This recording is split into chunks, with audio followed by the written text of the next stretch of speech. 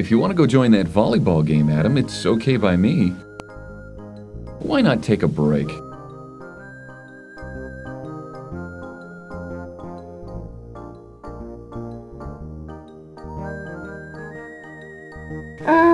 I don't think so. I don't really know any of those kids.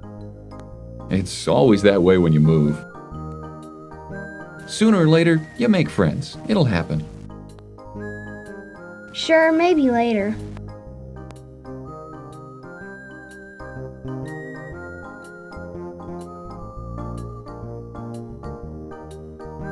Okay, lab rat.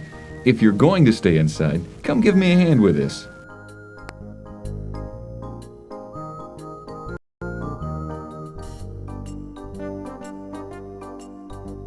Sure, what's up? I found another bird this morning. These oil spills, they make me so mad I can't see straight. Anyhow, let's see what we can do about it. Take a closer look, then get a rag ready. The seagull is covered with oil and shivering miserably. Adam takes the clean rag. Adam takes the bottle of detergent.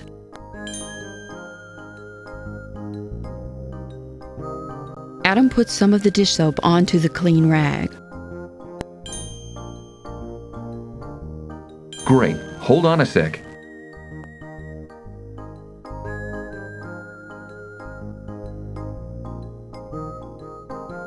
Easy now, pal. Try to apply the soap with the grain of the feathers. That'll get most of the oil without breaking them. Gross. Will the bird die? He might. It depends on how much of a shock he's had. We're going to do all we can. Why don't you finish up?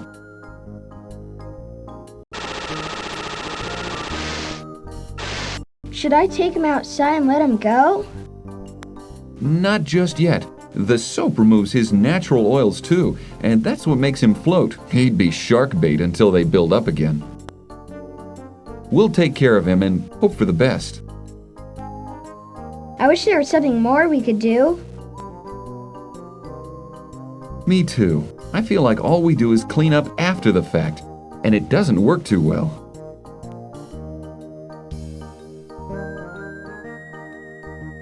Even this fertilizer solution I'm working on for cleaning up the surface depends on too many factors, such as water temperature, current, stuff like that. I think this mix is better. It might even work on the coral a little bit. Try it out if you want. Blast! I'm late again. All these meetings are getting to me. So, do you want to go outside or stay here and maybe work with the dolphin? He's not recovering well from being entangled in that drift net. He could use some encouragement. Wow, could I work with a dolphin? Yeah, go ahead. Just look at my instructions on the blackboard in the treatment room first, though. We have to make sure we're all doing the same thing with him. Gotta run. Committees.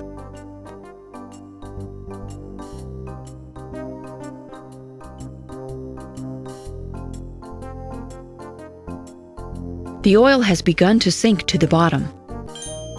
Adam carefully pours some of the solution into the tank. Bacteria from the fertilizer solution breaks down the oil into harmless chemicals.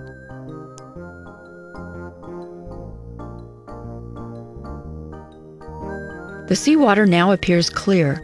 Some of the oil has fallen off the coral, too.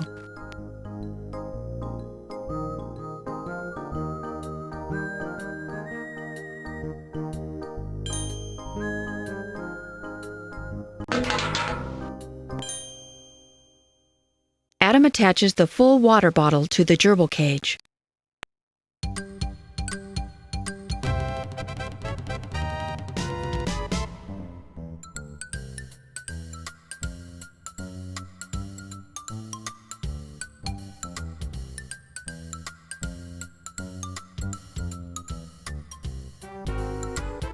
I guess that hits the spot, huh?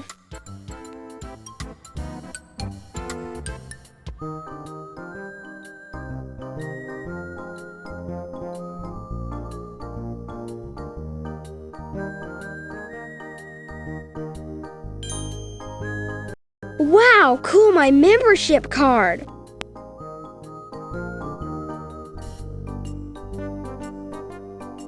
Adam picks up the torn envelope. Jordan, look out. Slam dunk. The recycling box is divided into two parts, one for paper, one for cans and bottles. Adam picks up the empty soda can.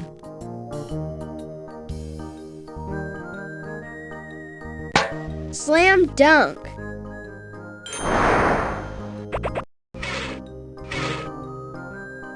Adam picks up the garbage bag. He plans to use it to pick up trash when he goes diving later.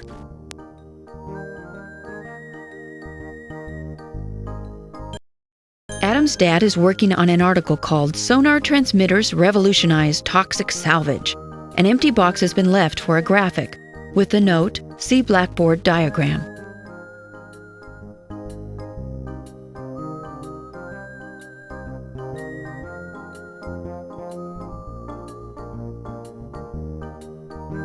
An extremely powerful sonar transmitter is attached to an inflatable buoy.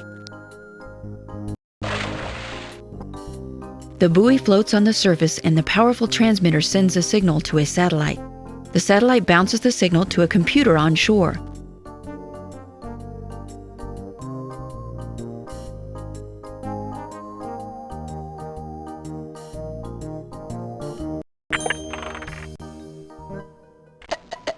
The dolphin brought in by the fishermen is swimming in slow circles. The vet says that it has capture stress syndrome.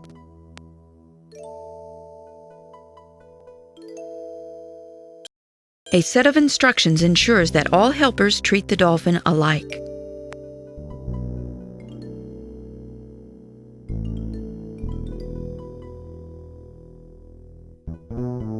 The dolphin appears depressed and lonely. Hi. Hey, you're swimming better than yesterday. You'll feel better in no time at all, and we can take you home. You've had a tough time, but we're not trying to keep you or anything. We're just trying to help you get better.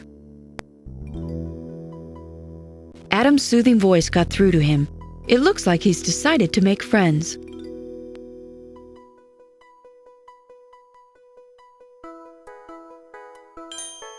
Adam picks up a mackerel.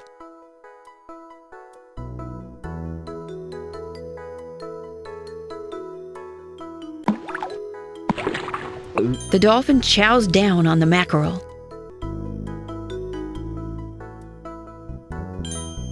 Adam picks up a mackerel.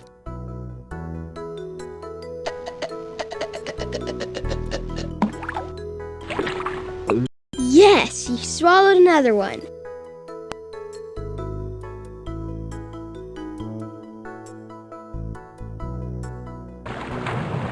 Moving slowly and carefully, Adam climbs into the pool. He can feel the dolphin's delight at having some company.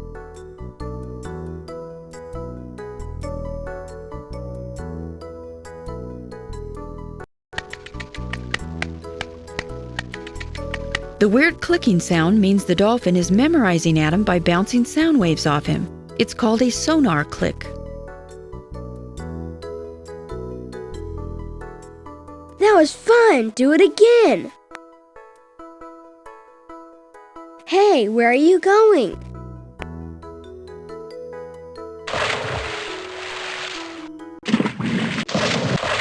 Whoa, good one!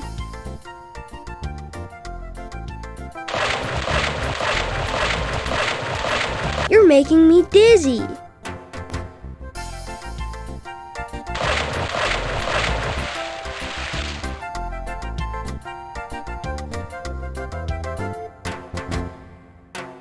Catch me if you can, ha!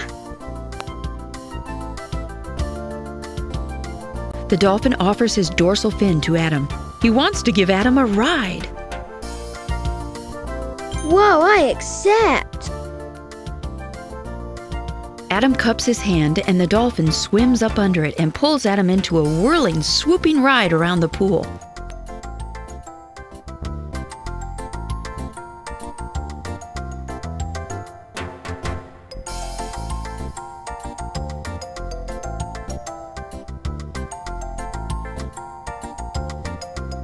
Hey, thanks. That was the greatest. The dolphin looks really frisky now that he's pulled Adam around. He wants to play some more.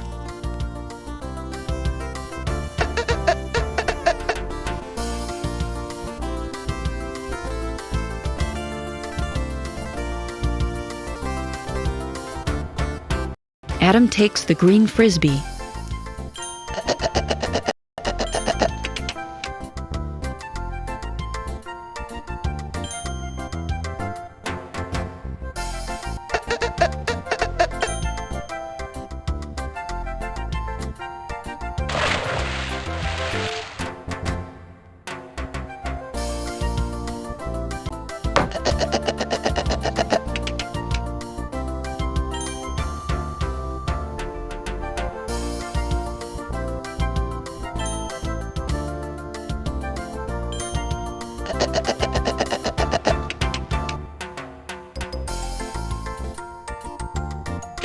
I got it!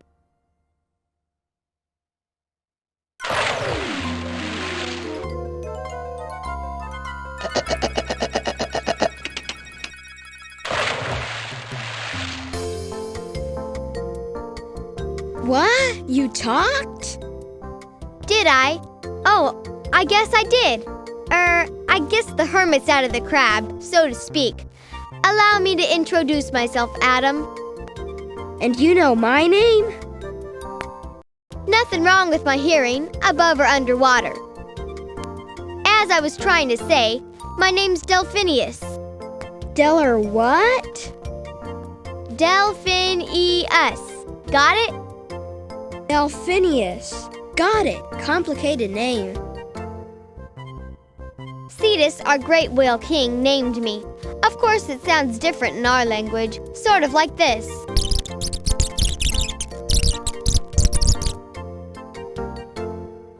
I believe your human scientists call that my signature whistle.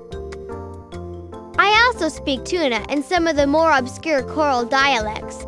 Those are too high-pitched for you to hear. Anyway, they're only useful in my kingdom. Cool. Your kingdom? Right, my kingdom. It's... oh no, my kingdom. Cetus. I remember now. I don't know what I've been thinking. How long have I been here? About a week. You're in pretty bad shape. A week? What a disaster. I've got to get out of here right away. Hold on. I'm not getting this. What are you talking about? What's the matter? That's me all over, just rushing straight ahead, not looking where I'm going. That's how I got into this mess in the first place. When I ran into that net, it's because I was searching for Cetus. He's missing and I was sent to find him. Maybe he's in trouble, or hurt, or worse. I have to find out before it's too late. Adam, please help me get out of here. Of course I'll help you, Delphinius.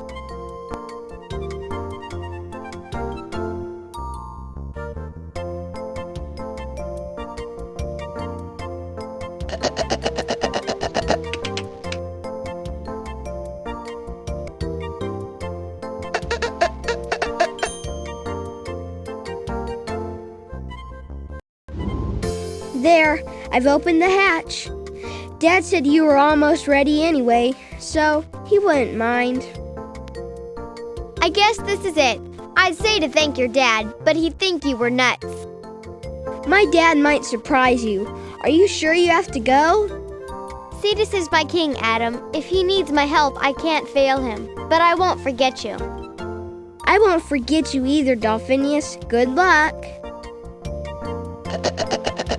Adam watches sadly as Delphinius swims out to sea.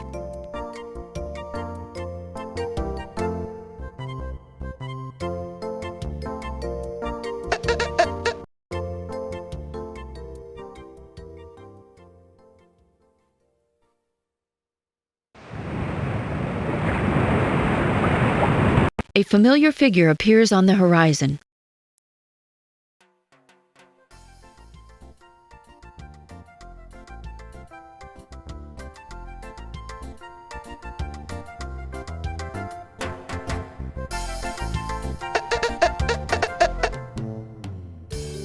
Delphinius, I'm so glad to see you. I've been wondering what happened to you all week.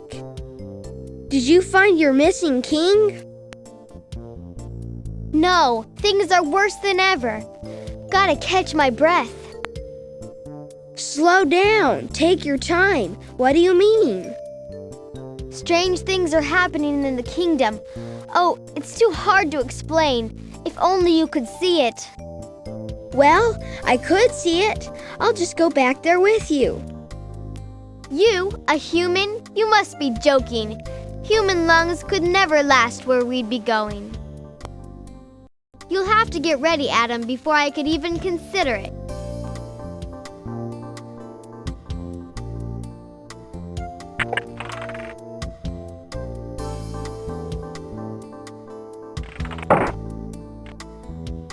The propeller is covered with a metal cage. That way an animal who swims too close won't get cut by the blade.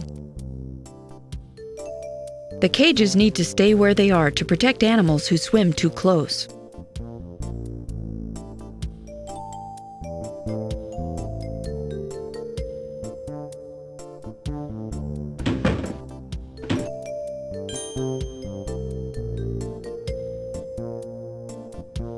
Adam picks up the diving equipment and the transmitter. Okay, now I'm ready. I've got everything. Hurry up then. I have the worst feeling we don't have much time.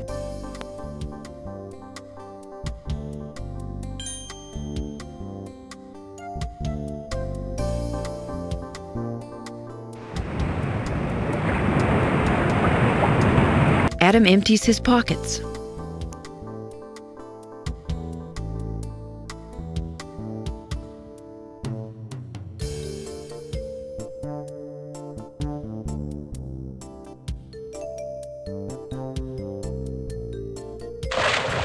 He puts on his fins, gloves, and mask and jumps into the water.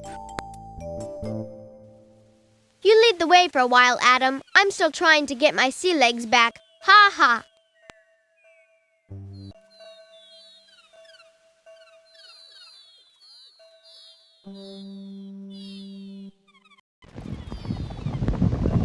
Oh, yuck. Look at all that putrid stuff. That's why they call it bilge. It's all their garbage, everything, and I do mean everything. Hey, look at that kid. He's about to lose control of the balloons. Hey, kid, look out. The wind's too strong. He's gonna let go.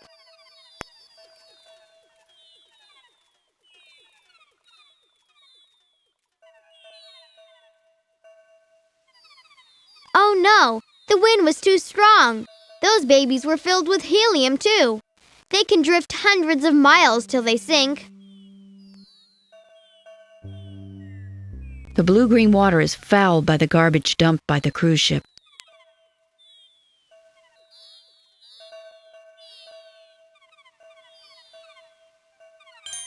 Adam decides not to throw out the jar. It looks recyclable. Adam picks up the glass jar and stows it away in his pack.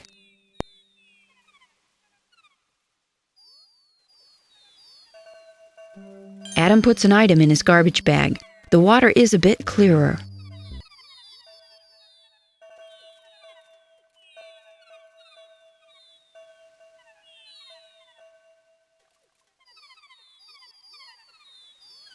Adam has cleared a narrow path through the garbage.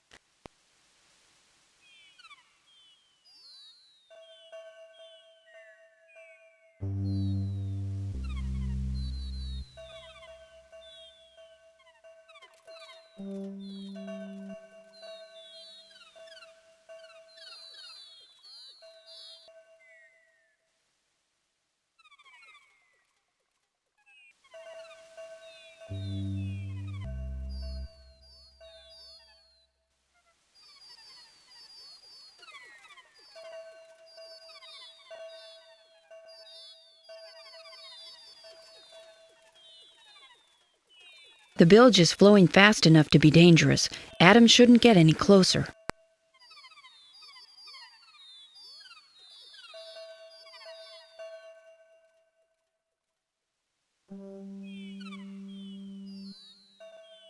Time to dive, Adam. We're close to the boundaries of my kingdom, Eluria. Do you still want to go on? Oh yes, Dolphinius. Do you think your friends will let me help? Maybe not at first, Adam. They're pretty afraid of humans, you know. Bad experiences and all that. But they sent me for help and I'm bringing it. I'm bringing you. So get ready to dive. Adam, I can't...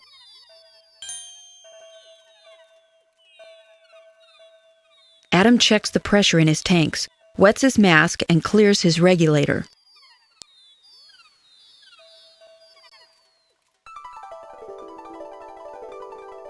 Oh, my head. I feel kind of funny. Funny, peculiar. Maybe we ought to go back. You could still be hurt. What do you want to do? That's a lot of tangled seaweed up ahead. We have to go through. Cetus used to clear a path for us, but it's gotten overgrown. There's one way through. I can follow if you lead. Okay, I'll try.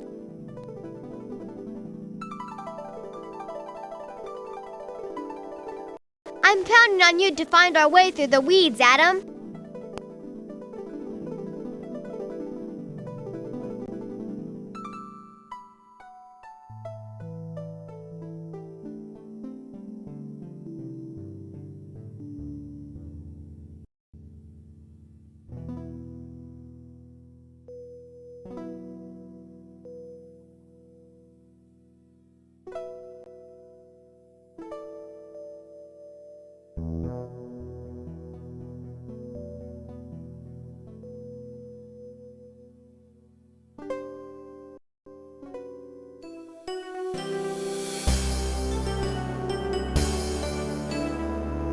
Wow.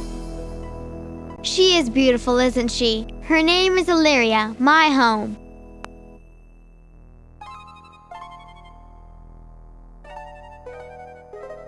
I think you need to talk to the Oracle. The Oracle of Eluria can see into the future. If anyone would know what you should do to help the city, it would be her. I'd better go see what's been going on since I left. I'll be at the fish apartments if you need me. Good luck, Adam. A long string that has narrow red shapes tied to it floats by. Adam thinks it looks familiar, but it's gone before he can remember where he's seen it before.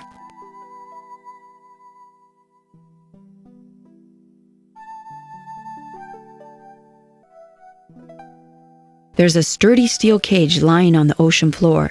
It looks like it might have once been a bicycle basket. Adam thinks about throwing away the steel cage, but it reminds him of the ones his father recommends for boaters. He decides it might be useful. Fortunately for Adam, the shopping cart is collapsible. Adam stuffs it easily into his garbage bag.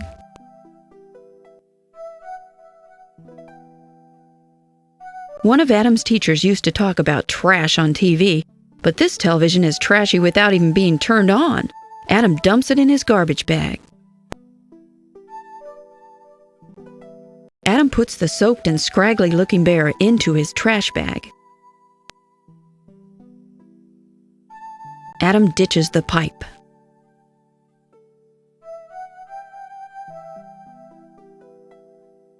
Adam transmits the radio into his garbage bag.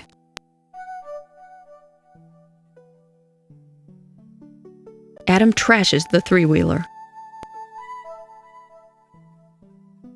The sad little beach ball, flat as yesterday's newspaper, sinks slowly into Adam's trash bag.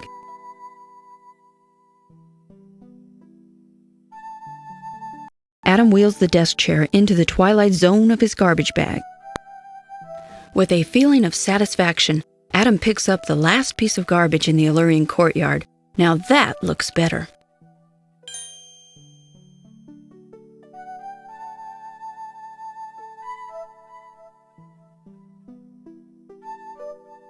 Adam picks up the steel cage, thinking that it might come in handy.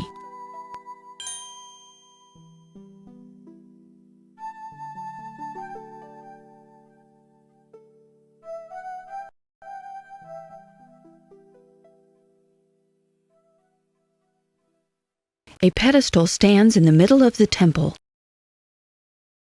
On top of the pedestal is a large conch shell. Adam takes the bronze conch shell.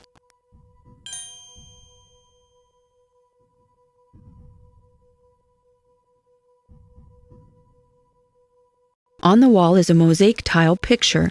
It looks like the seawater has caused the cement around the tiles to weaken, and now the picture is scrambled.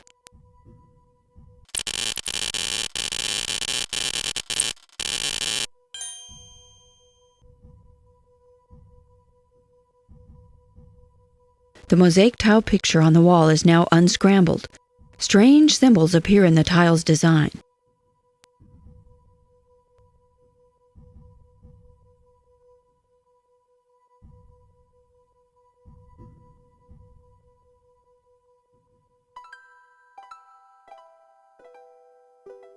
The lady in the statue seems to have lost her mind.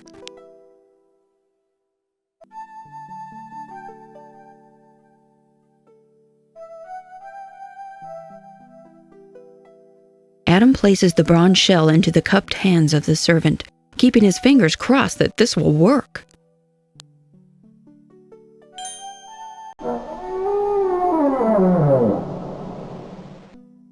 The bronze servant comes to life and puffs out his cheeks for a mighty blow.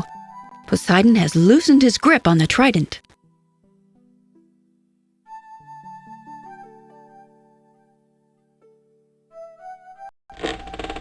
Adam pulls on the bronze trident, and it slides easily from Poseidon's fist.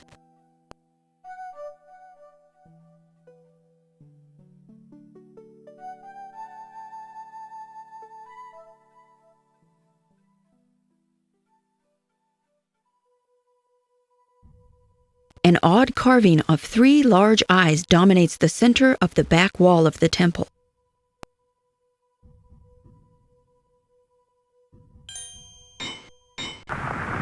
The trident pushes in the 3 eyes, and the wall trembles. A panel slowly opens.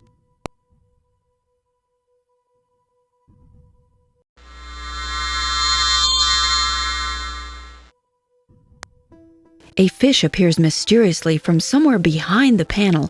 It must be the oracle. The oracle knows all life in the sea, but, creature of man, I know not thee.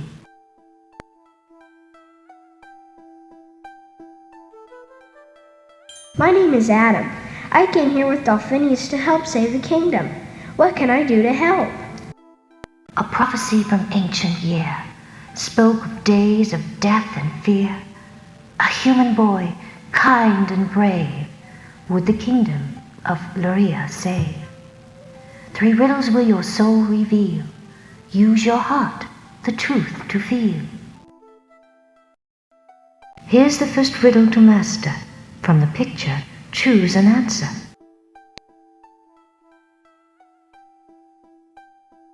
Whose march of progress dooms us all, lives aloof to nature's call. Before he walks, must learn to crawl, and be a friend to great and small. Is the answer man? The riddle you have answered true, a vision will I grant to you. Once there was a great whale king, whose tail kept off all poisonous things. Like under glass, we live so free, from all with which man kills the seas. Here's the second you must master. From the picture, choose an answer. What glides like a bird, but does not fly, lives and plays 'neath an emerald sky, feels the hook's pain, but cannot cry, has no voice to question why. Is the answer fish? The riddle you have answered true, a vision will I grant to you. And so an innocent must fall, and become the stalker of us all. Mutated by a glowing breeze, man makes a murderer of the seas. Here's the third and last to master. From the picture, choose an answer. What reaches out to those in need, hears the call of those who plead, never blindly takes in greed, is a friend in word and deed.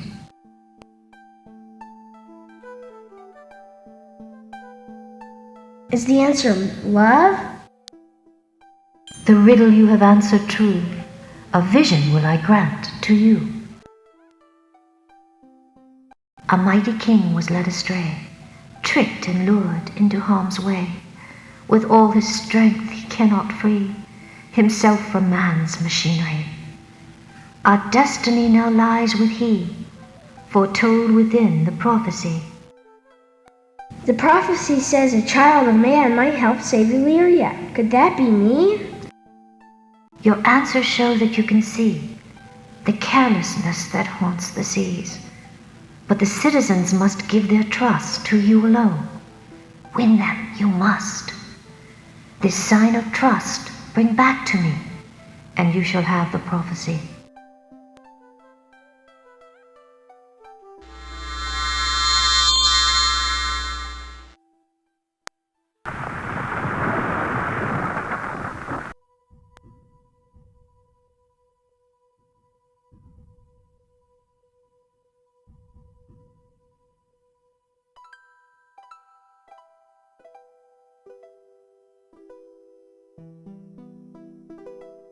You met the Oracle, huh? What'd she say, Adam? What'd she say? She says I should find a sign of trust from the citizens. What could she mean, Dale? A sign of trust, eh? Beats me. Maybe you should talk to the city's mayor and the guardian of the greens. If you can find them, that is. I've seen hardly anyone since I've been back. It is kind of creepy. Where do you think I should look for the mayor and the guardian of the greens? Somewhere indoors. I'll meet you back at the fish apartments later. Come by if you can't find who you're looking for.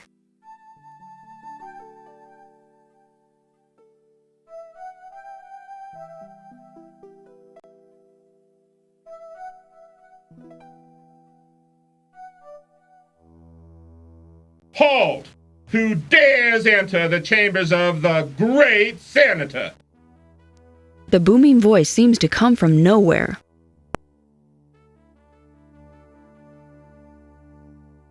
Though seeing no one in the room, Adam tentatively calls out.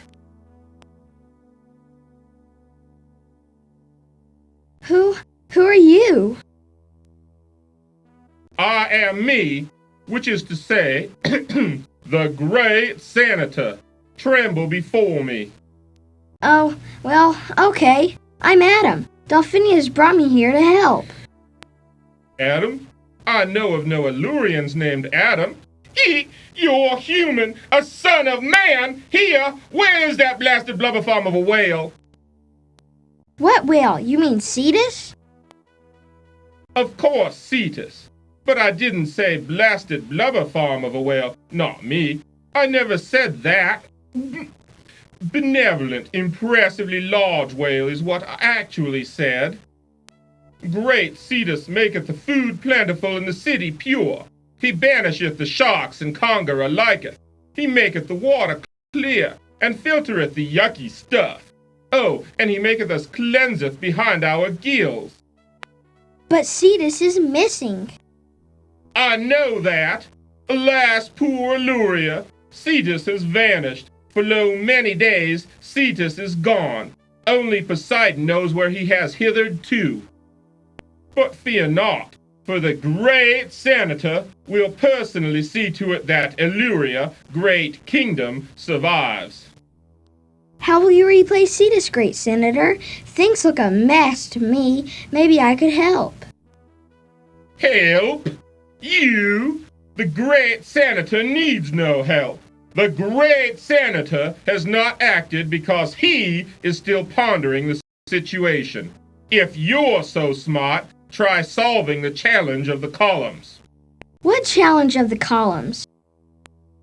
Find the one that turns no other, make it match its right-hand brother, repeat until all 9 are done, and the council's favor you will have won. And now I will answer no more questions, human boy. The great senator will now stay silent and silently ponder. Adam thinks about the great senator's column challenge.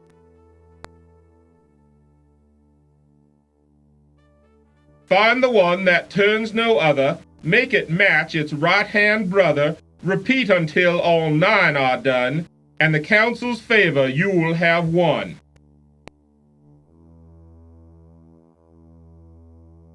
Whoa, the column pieces move. Now I wonder what order I should put them in.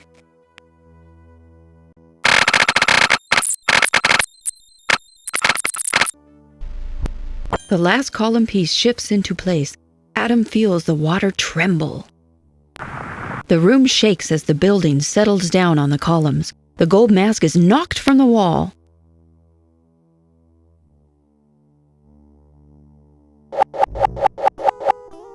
A dazed hermit crab stumbles from the fallen mask. Boo-hoo! Oh, boo-hoo! I can't handle it. I can't. I tried, but no one will listen to me. No one cares. Oh, boo, boo-hoo! Who are you? I'm the great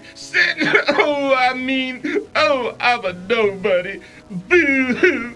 I'm a failure. Boo-hoo-dee-hoo! Well, why are you hiding in the mask? My name is Superfluous.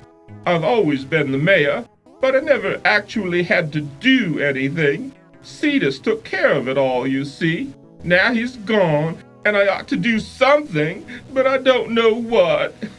Well, gosh, you need to call a meeting or something. Get everyone to help. Oh, they won't listen. Why do you think I pretended to be the great senator? They might have respected him, but no, they're all huddled in their homes, scared. They won't come out for a meeting. Not that I can blame them. Here I sit with a shell so tight I'm about to burst, and I'm too scared to go out and find a new one. Well, maybe I can get the citizens to come out. Why should they listen to you, a human boy? Why, I don't even trust you. No, sorry, I don't think it would work. It would be nice if it could, though. Goodbye now. I must go back to my pondering.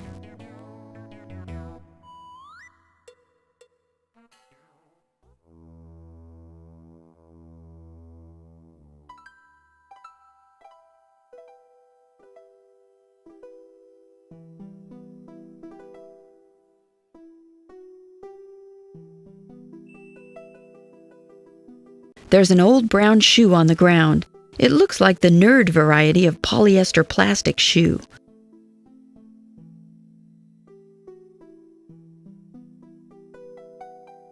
Adam carefully picks up the brown shoe and does the world a favor by throwing it away.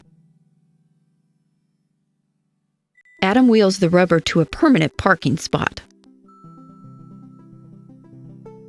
Adam reels in the old fishing line. Adam puts the spritz on the spray bottle. Adam rides the wheel into the trash. Adam slowly slips the sheet into the sack. Adam snatches the purse and bags it. Adam decides to be nice and clean up the old pot.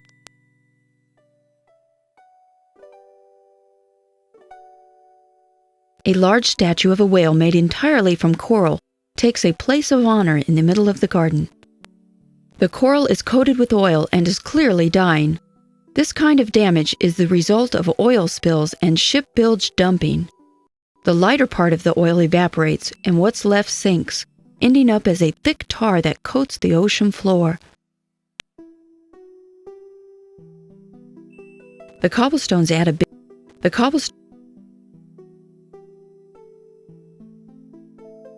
With great relief, Adam cans the can of broccoli. Adam slams the soda down, his garbage bag. Good job! Adam may not be able to reverse all of the damage to the plants in the royal gardens, but at least he's removed all of the visible litter.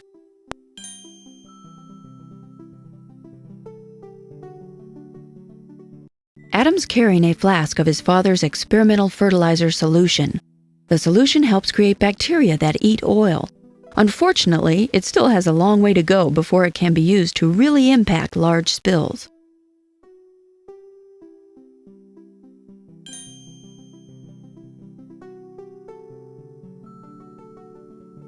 Don't worry, Coral. This is fertilizer solution from my dad's lab. I'm not sure if it will help you, but without it, you'll die for sure. Adam carefully pours the fertilizer solution over the whale-shaped coral. He puts the empty flask into his garbage bag.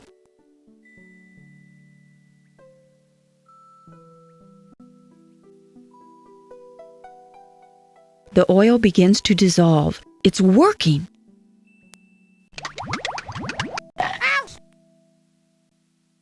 What are you doing to my coral, child? I just put some solution on the coral that will create bacteria to eat up the oil. I only meant to help. I felt so sorry for the poor coral. A human? Feeling sympathy for the creatures of the sea? Why, you're right. The oil is dissolving. What is your name then, Magic One?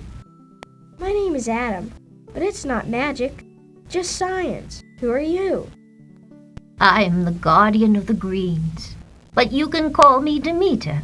It is my job to tend the royal gardens and ensure that the city has plenty of plants to eat. But as you can see, my garden is all but dead. What will you do when the plants are gone? We will be forced to leave Eluria, or die here.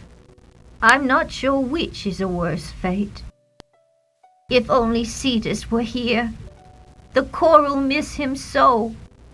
You know they shaped themselves like this in homage to him. If only I knew Cetus was somewhere safe, I could be content with this lot. Well, I came here with Dolphinius. We're going to try to help save the city, and maybe find Cetus. You would do that, human child? Perhaps that's just what we need. Someone who knows the mysteries of man and the poisons he puts in the sea. Here, take this with you.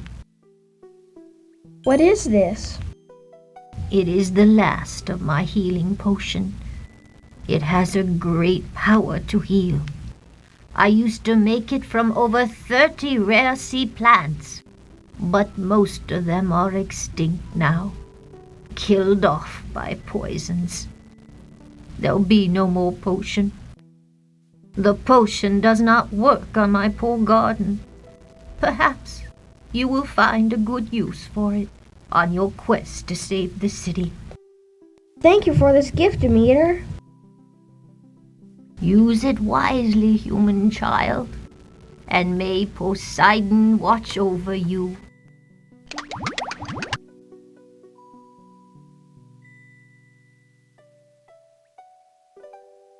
A glop of tar has fallen from the coral. Something white is sticking out of the tar.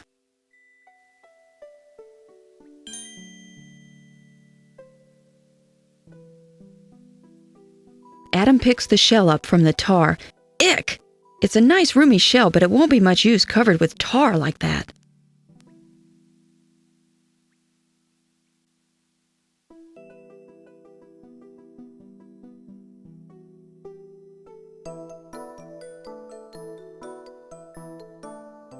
Woo! Things have gotten even worse since the last time I was here.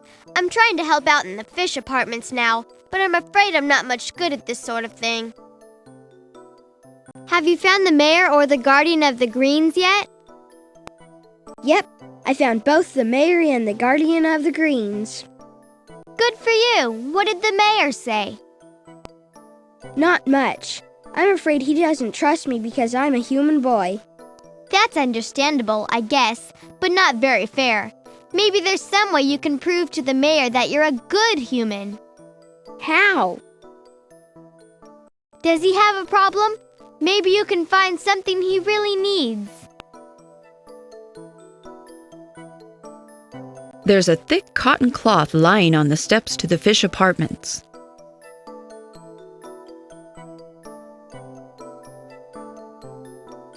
Adam picks up the cotton cloth and carries it with him.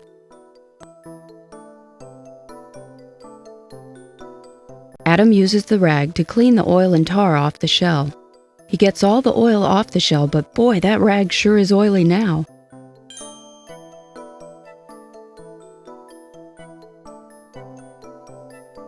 Adam disposes of the yucky old shirt.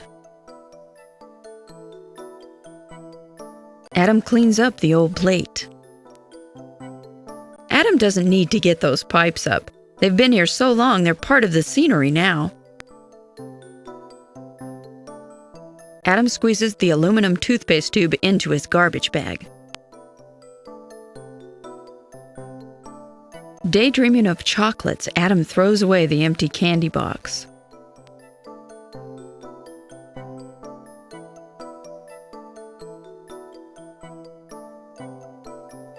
Adam gives the old shoe the old boot and trashes it.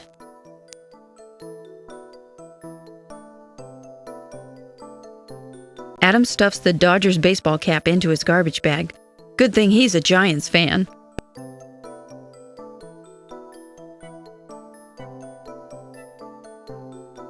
Adam puts the old sock in his garbage bag, thinking that it will never find its mate now. Adam burns the toaster. All right! Adam makes a clean sweep of the garbage around the fish apartments.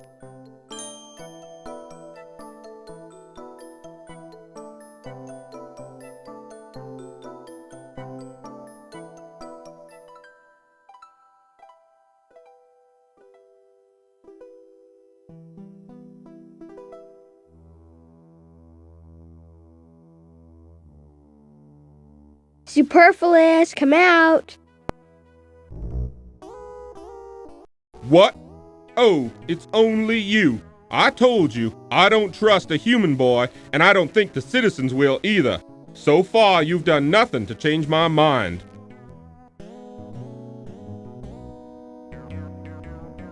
I found you a new shell. You said your old one was pinching you.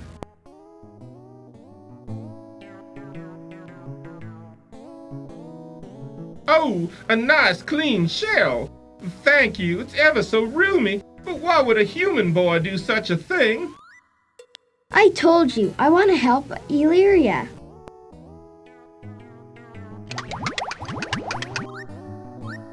Nice fit. I don't know how to thank you. You know, maybe the citizens would listen to you after all. Oh, if only you could get them to come here. Why, maybe together we could all think of a way to save ourselves.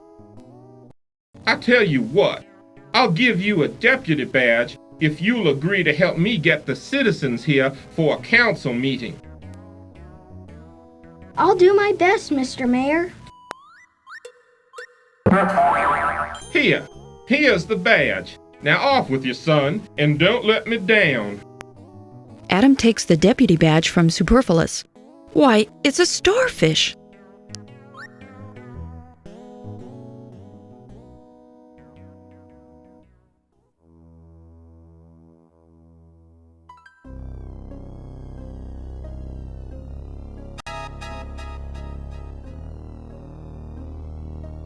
Two Elurians swim into the courtyard, only to panic and run off. Adam wonders what on earth? Adam looks up in terror as a huge black shape glides like a cloud above him, blocking the surface light. The water tingles with a feeling of danger and evil. Adam is frozen in place with fear, unable to move a flipper.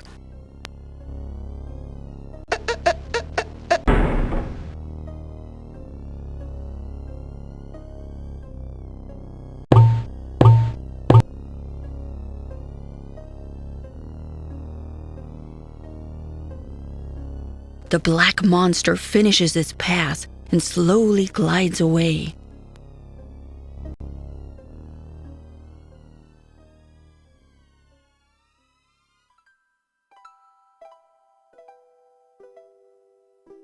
Adam, are you okay? Did I hurt you?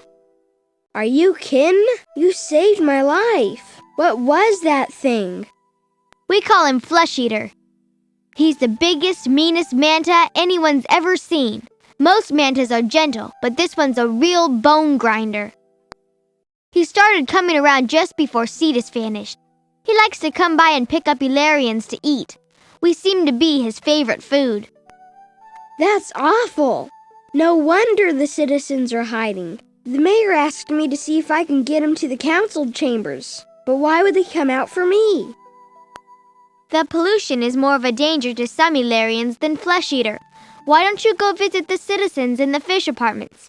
If you can help them with their problems, they'd trust you then. I'll head on over to the council chambers and be the first one there. Good luck, Adam.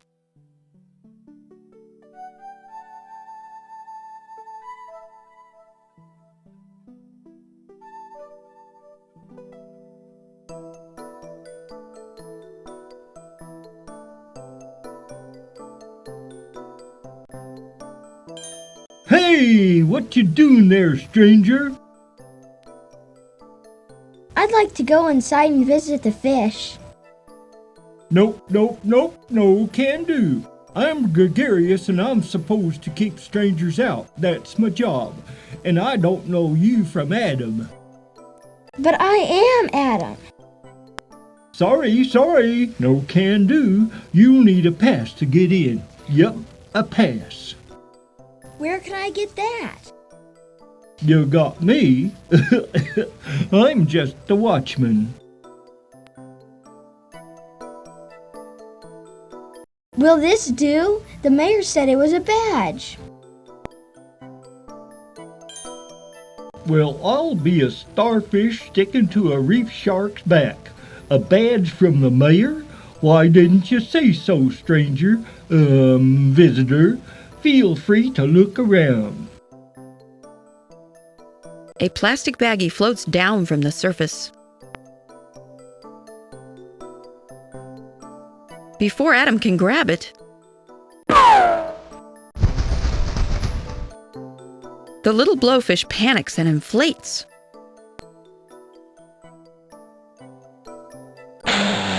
And gets stuck in his apartment window, too fat to get through.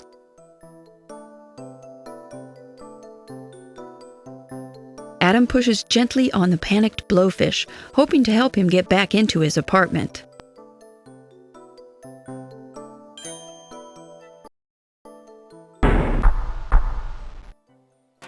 Adam's landed in the little blowfish's apartment and landed hard.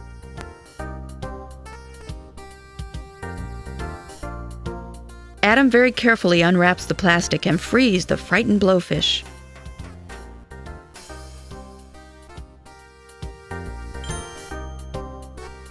Are you okay?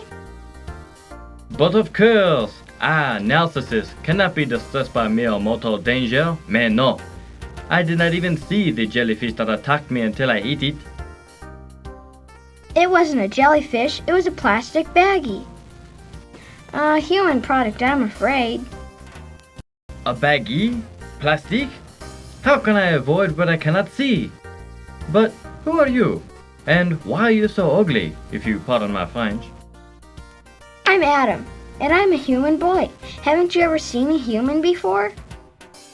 But of course, I am not Le Babe. I have known many humans quite intimately.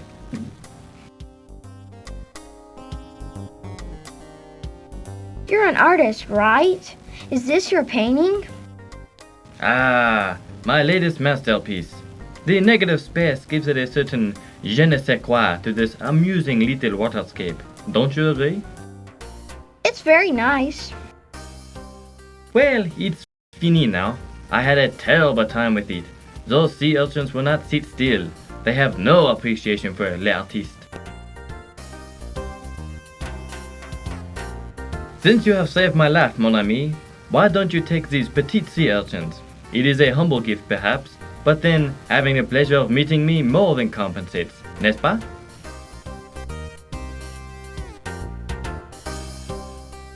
Thanks, Narcissus. Oh, and now that you're okay, the mayor would like to see you in the council's chambers for a meeting. The mayor? But of course he wants me there. Say no more, boy. I go now. Bonne chance, mon ami.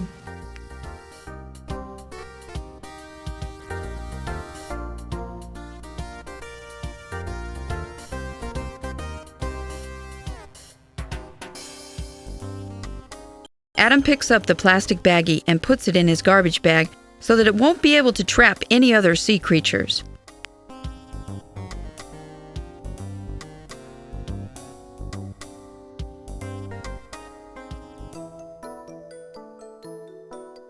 Narcissus's apartment light is out, now that he's left for the council chambers.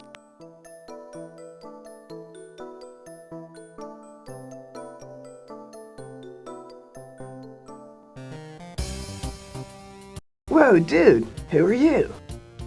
I'm Adam. I came to tell you about a meeting the mayor's called in the council chambers. I'm Epidermis. I'd love to, surf on over there, but I got my own problems, man. Sorry. What's wrong? I'm gonna have to, remove myself from Eluria, man. Hit the road, wave a fin, become a memory. Way bummer, man. I'll be, totally lost out there in the big old sea, all by myself. Shark food, that's me. Why do you have to leave? I only eat one kind of plant, and we've been having this major algae problem. Just look at my potted garden. There's not 1 inch of algae-free leaf left in the whole city. Wow, my dad says chemical phosphate pollution in the water causes algae growth, but I never thought about it making fish's food grody. Phosphates, huh? Guess I'll have to, look for some place where there are no phosphates? No sharks or flesh eaters either. Oh.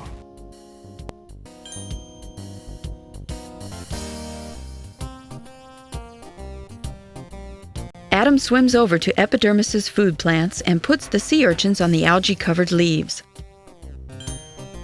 The sea urchins begin to eat the algae. Gosh, they must have been hungry too. Hey, what's the story with the sea urchins, dude? The sea urchins eat algae. They'll clean up your plants, okay? But we need a whole army of sea urchins to clean up all the algae in the city. We can worry about that later, dude. For now, I'm just happy to have some food in my belly.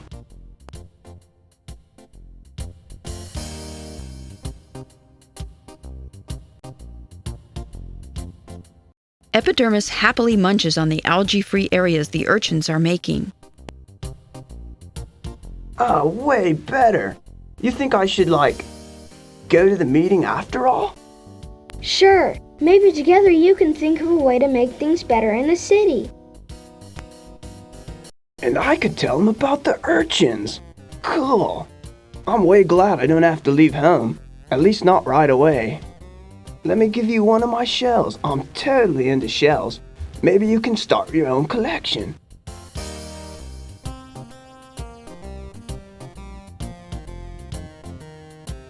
I like this one best because it's sharp as a knife.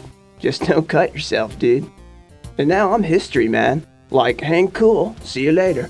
Bye, Epidermis, and thanks for the shell.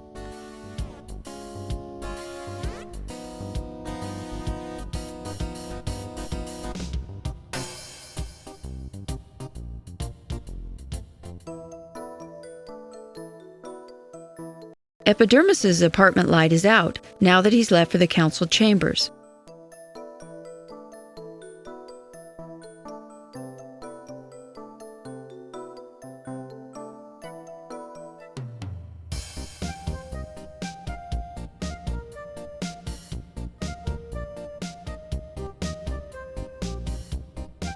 The plastic is wrapped tightly around the swordfish's snout.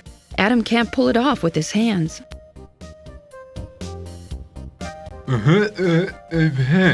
I seem to have a problem, my good man. I guess so. That looks painful. How did you get your nose stuck in those plastic six-pack rings? I was digging for food like I always do. These abominations was under the sand.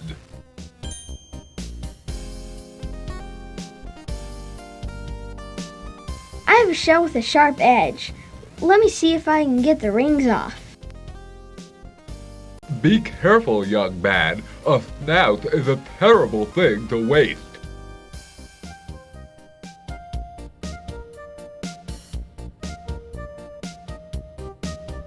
Ah, what blessed relief.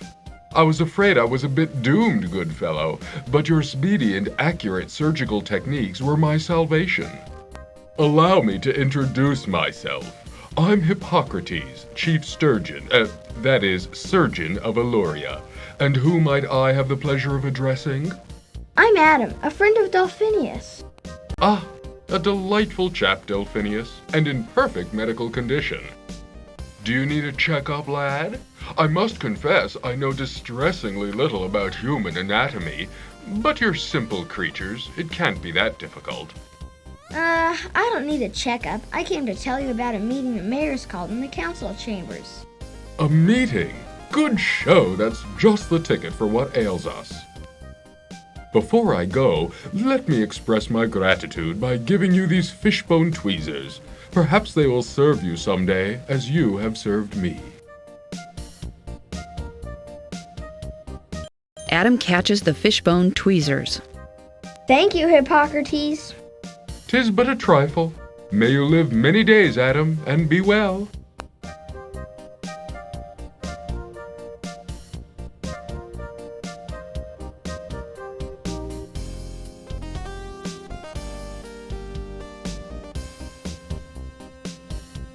Adam picks up the six-pack rings.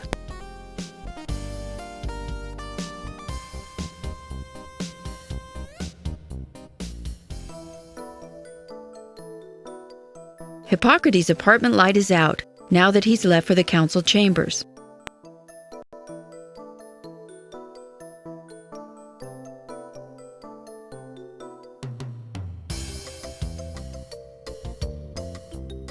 A red deflated balloon is lying on the floor. It looks like it came from the same bunch of red balloons that the boy on the cruise ship was playing with. So that's what Adam saw in the courtyard.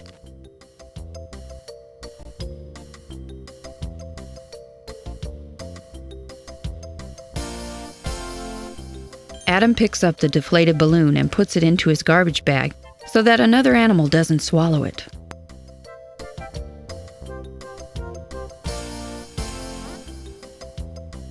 The sea turtle can't talk to Adam while his throat is blocked. I'm gonna try to get the blockage out of your throat. Steady now. Adam pulls on the string. Boy, it's really in there. Well, that didn't help much. The string came off, but whatever is stuck in the turtle's throat is still in there.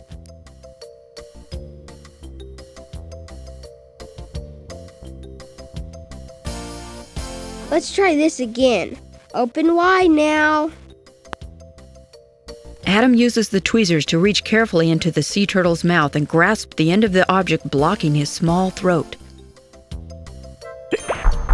I say that was terribly nice of you. I was having the most dreadful time breathing. That was a balloon I pulled out of your throat. Why'd you eat that? I mistook it for a particularly delectable dark comestible. My error, and a nearly fatal one. My throat, you see, is quite miniature. The rubbery texture of that balloon blocked it completely. They sometimes find huge whales who've been killed just by swallowing a little balloon. Ah, yes, my equally small-throated brothers. But I get ahead of myself. I am erroneous, professor of most of the fish in these parts. It's a pleasure to finally meet a human. I've taken quite a scholastic interest in you, as a species, that is. I noticed the flag. I'm Adam, and I actually find animals more interesting than humans. But maybe that's because I am one. Ah, yes. We're often intrigued with the unknown. The mayor sent me to tell the citizens about a meeting at the council chambers. Well, I shall certainly want to contribute to that ostentatious affair. But first, let me persuade you to assume responsibility for these 4 little human objects I found. They might be troublesome if left floating about.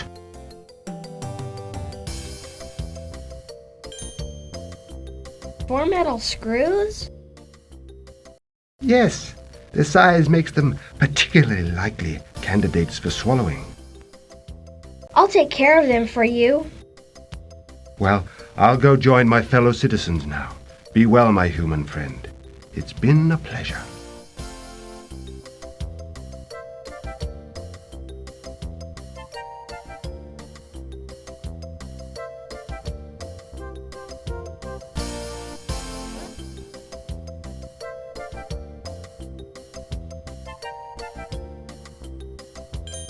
Adam picks up the deflated balloon and puts it into his garbage bag so that another animal doesn't swallow it.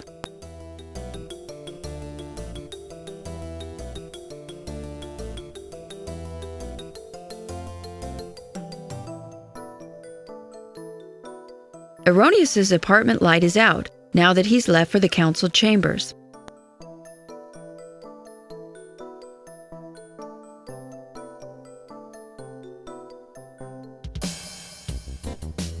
Well, what you need now, Adam?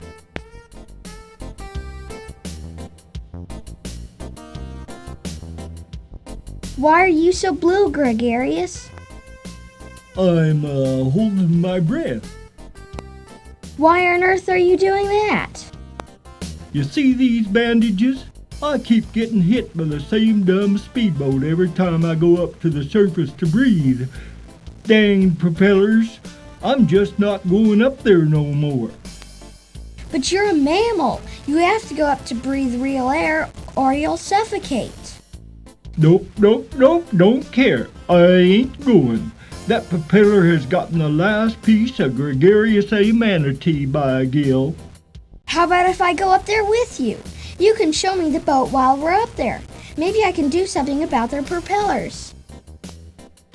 Gee, Adam, you do that? What a pal. Follow me.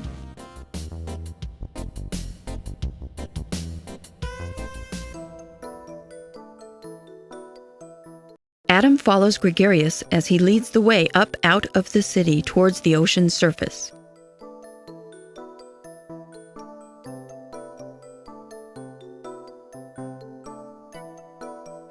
A load of garbage appears from somewhere above. Ouch!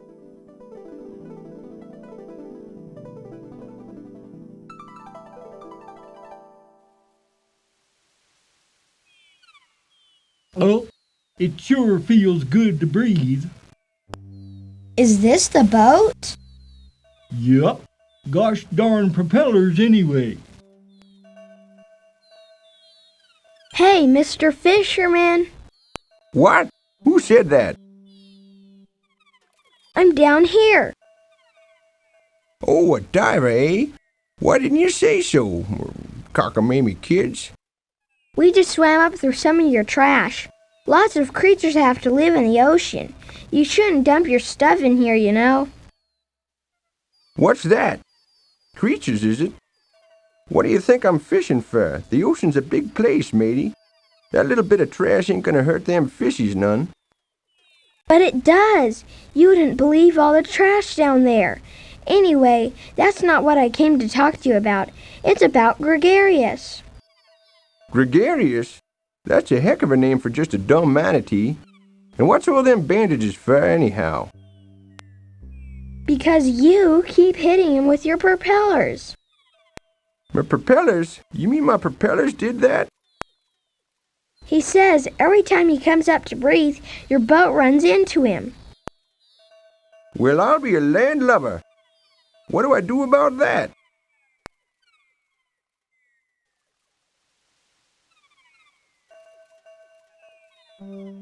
Adam attaches the 4 screws to the steel cage. You want to give me a hand with this, Gregarious? Sure, Adam.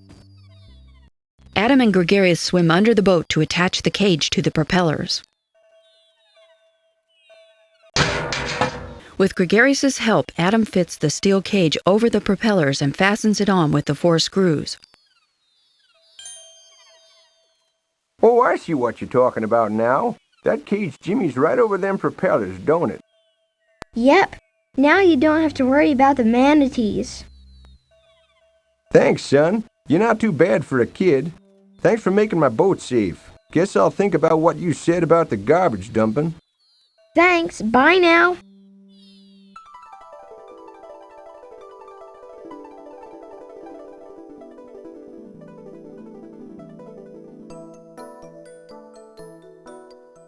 Thank you, Adam. Now I can breathe any time I want to. Will you go to the mayor's meeting at the council chambers now? Well, I'll have to wait till everyone's out of the apartments. I am the watchman, you know, but I'll go along as soon as I can. Okay, bye.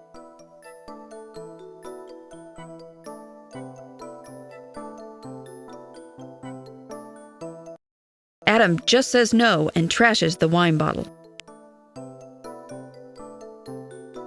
Adam gives the sushi a decent burial. All right! Adam makes a clean sweep of the garbage around the fish apartments.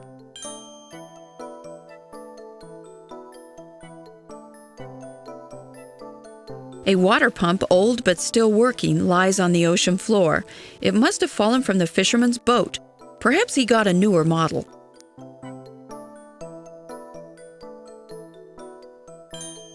Adam snags the still functional water pump.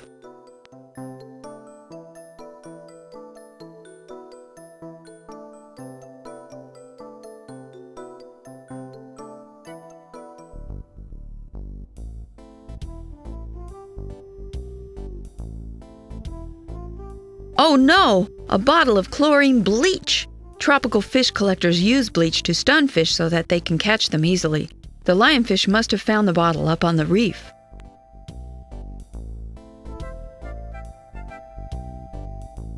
Adam picks up the bleach bottle and stores it away in his garbage bag.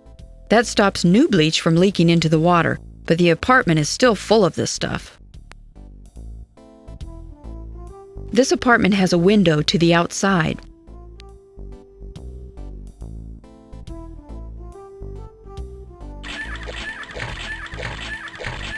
Adam uses the water pump to cycle the old contaminated water out into the much bigger area of the open sea. The room slowly clears of bleach.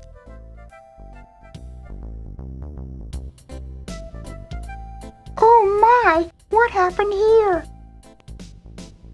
You used a bottle of bleach for your table and the bleach knocked you out. I'm afraid bleach is one of those man-made dangers you'll have to watch out for. How are you feeling now? I'm fine, just a little woozy. My name's Olympia. Who are you? I'm Adam. I'm here to tell us citizens about a meeting in the council chambers. The mayor's asked everybody to come. A meeting? You mean with other fish? I don't know. I'm pretty shy, I'm afraid. I don't like crowds. Why not? Well, it's my spines, you see. They're quite poisonous. I can't help it, you know, but there it is. I'm always afraid that others will be afraid of me, or that somehow accidentally... But you can't just hide in your room. Everyone needs friends.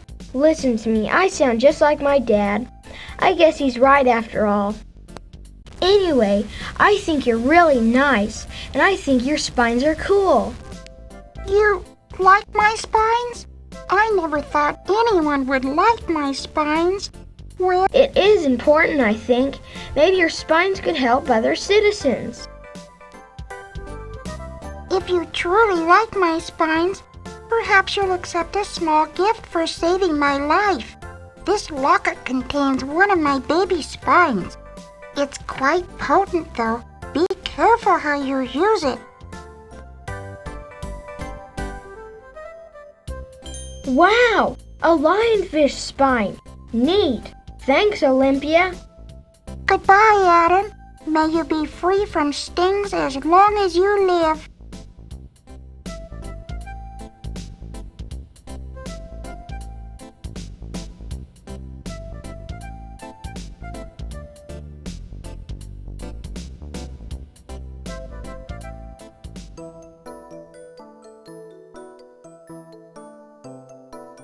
Well, all the citizens are gone now. I'm off to the council chambers for the meeting. See you there.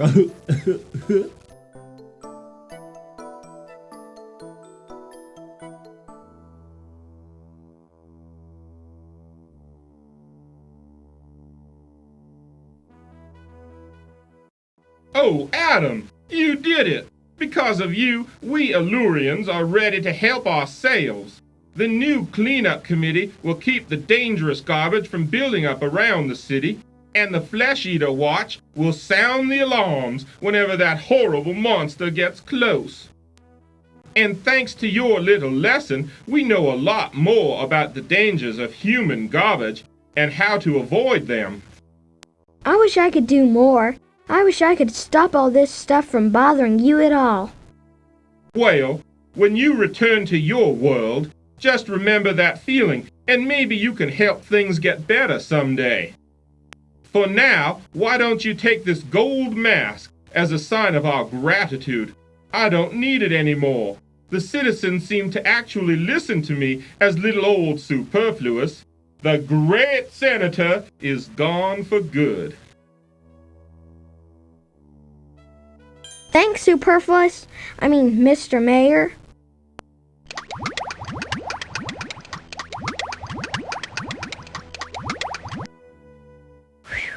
Eluria is safe for the moment. What do you mean? Well, the cleanup crews can't stop that horrid green ooze in the water, and Flesh Eater will keep haunting us. And then there's our food supply. I think we still have to find Cetus, Adam. Now that the city is okay for a while, I think it's time to go search for him. How do we start? Remember, the Oracle wanted to see you again? Let's see what she has to say.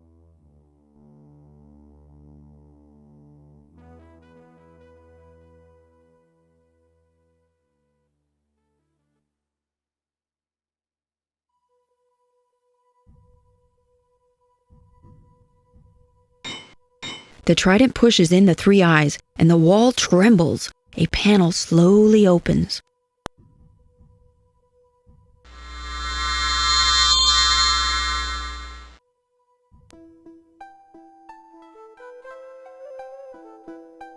The citizens must give their trust to you alone. Win them you must. This sign of trust bring back to me, and you shall have the prophecy.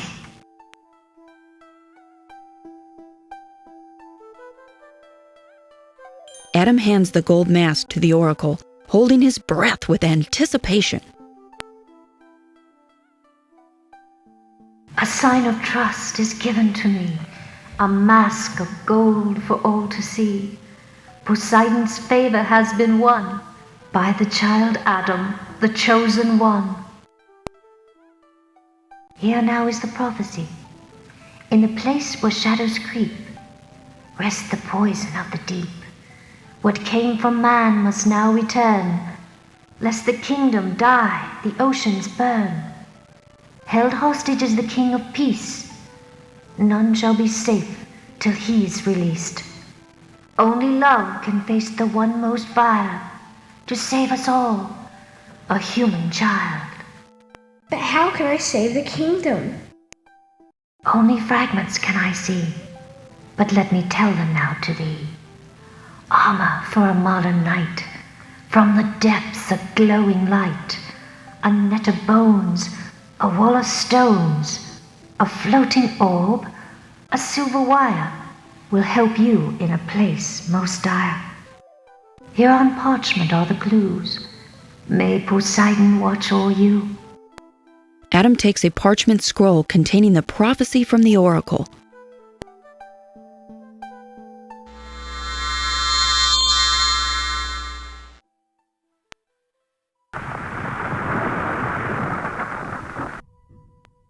Wow, a prophecy. And to think I didn't know if I should bring you, Adam. Let's get started on our quest outside the city.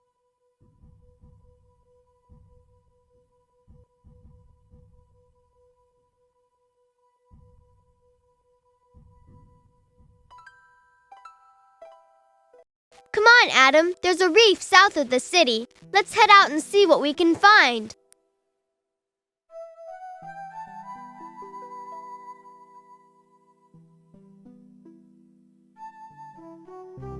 This is it, Adam. We're on our own now. Right out here in the open sea. What an adventure, huh? You're not nervous, are you at all, Phineas? Who, me? Master of control? Nervous? We've got the prophecy, and we've got our natural talent. So hey, what the heck? Flesh eater beware, right? Right, let's explore.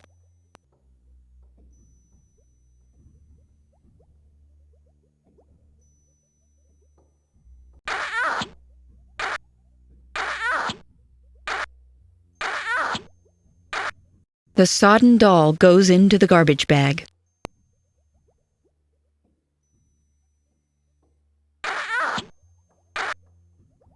The damselfish is startled by Adam's approach. She gives up looking at the other fish in the mirror and swims away.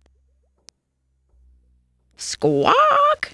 Well, the flamingo would say that if it could. Adam puts the plastic flamingo in the garbage bag. Adam puts the teddy bear into the garbage bag. The tasteless underwear goes into the garbage bag. Good job! Adam wins the Recycle Champ Award.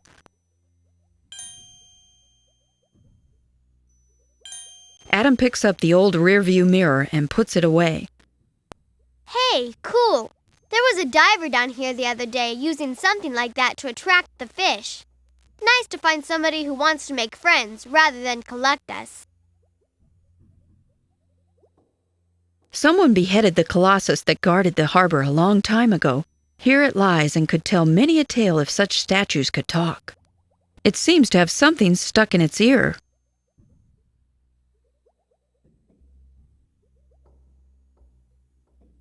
Ooh, weird. Let me look at that.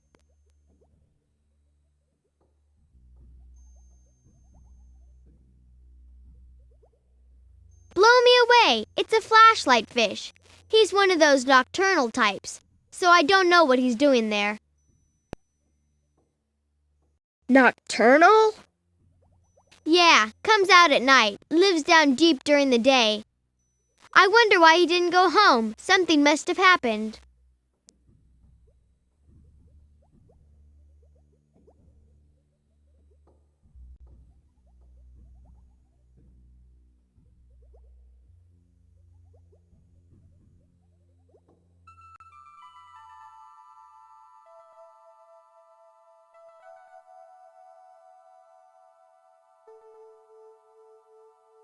The brain coral has its name for the obvious reason. I've never found this one very intelligent, though.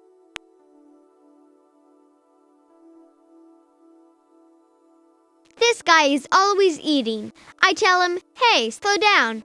Anemones are like goats. They'll eat anything. His stomach is like a big sack. He can only eat one thing at a time. If he can't digest it, he'll throw it up after a while. Barfarama! I know. That's why I don't eat dinner with anemones too often.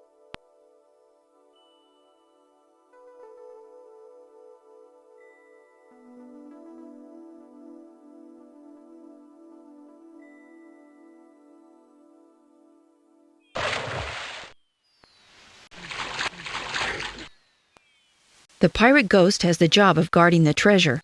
The pirate chief made sure he wouldn't quit. A pirate crew left its treasure in this secret spot. They installed a security system before they left. A pirate ghost. The pirate loot was stored in this chest. Maybe the pirates lost their claim ticket or something. Dreaming of pirate treasure, Adam opens the chest.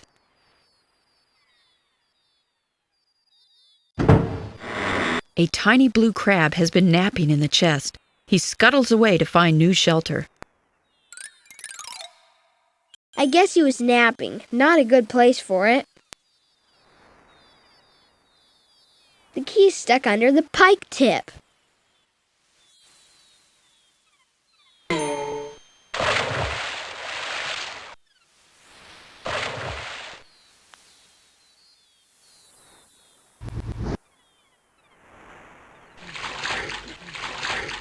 I think I felt it give a little.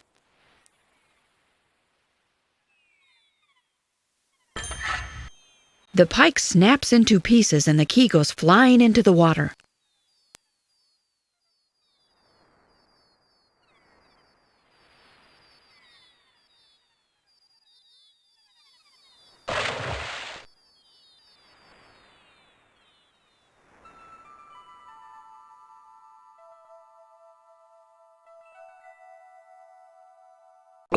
Out of nowhere, a lurking fish darts forward. Hey, you give that back! He swallowed it! He swallowed it! I can't believe it! After him, Adam! What a pig!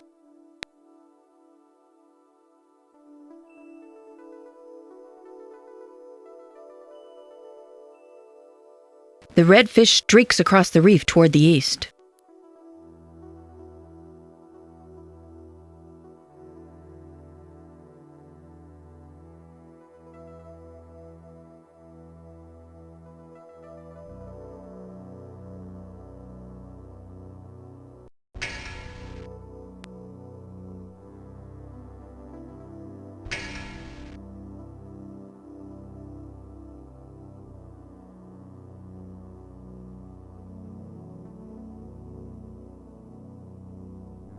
Psych! The red fish takes off again.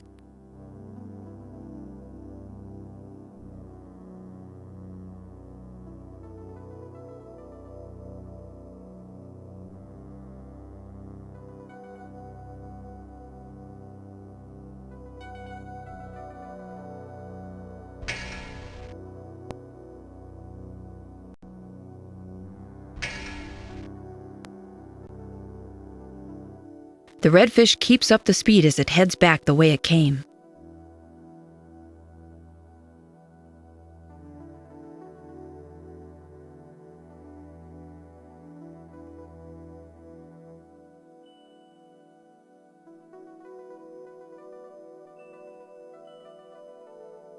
Rats! We lost him.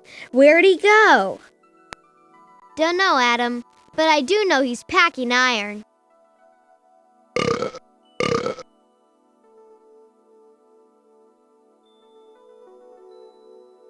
The anemone heaves with discomfort.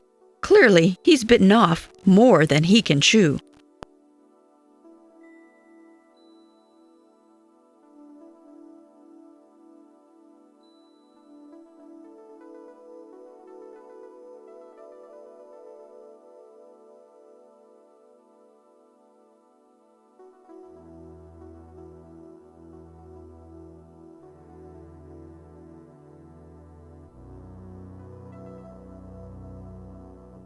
Some company or other was drilling for oil down here.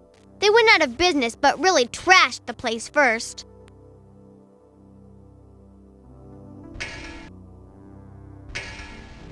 Adam picks up the brightly colored fishing lure.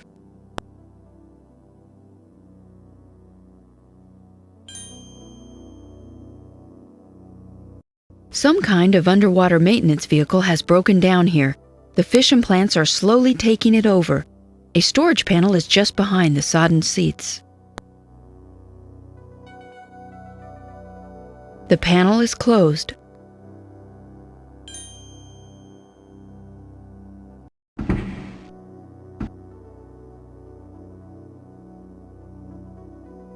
There's just no privacy on this reef. We're going back to the city.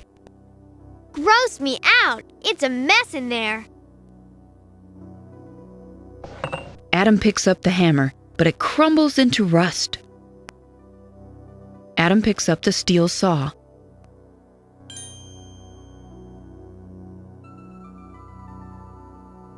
The toilet tank is on its side. The lid is jammed over the tank at one corner. More glowing dead fish litter the ocean floor here. Adam notices an increasing number of them to the east.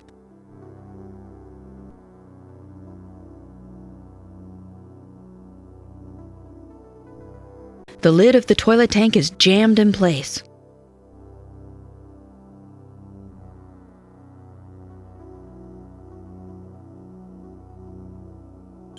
Adam places the trident under one corner of the tank lid and yanks. The lid pops off and falls to the sand. The toilet has a broken valve. However, the round, rubber float is in good condition.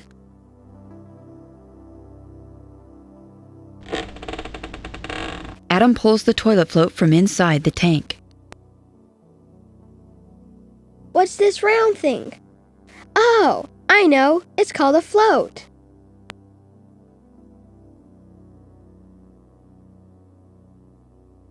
Round. Let's see, what does that remind me of?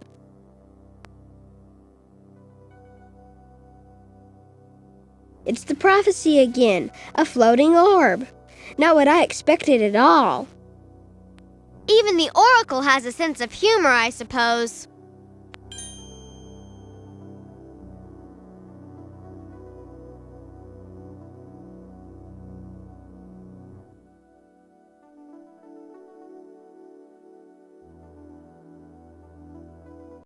A coiled piece of wire can be seen at the mouth of the dark opening.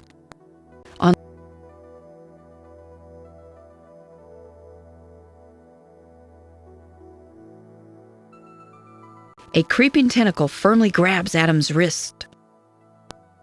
Hey, let go of me! Yow, it's an octopus! We've disturbed his lair. They're these depresso loner dudes. They like to live by themselves. Really antisocial. They'll defend their territory against anyone, especially another octopus. Octopus fighting is not a pretty sight. All those tentacles, you know. I have to admit, he's got a strong grip.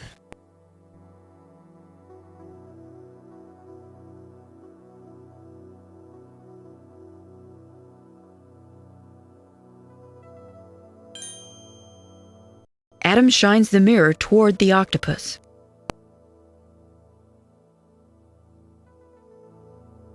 The octopus peers into the mirror. Red with rage, he charges out to fight the other octopus. Whoops! The octopus sees Adam, a human. White with fear, he shoots a cloud of ink and flees.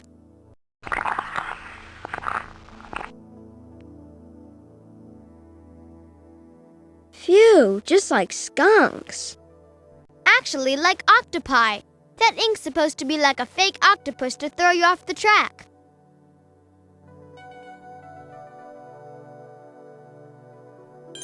Adam reaches down and pulls out the cable. A gleaming wire.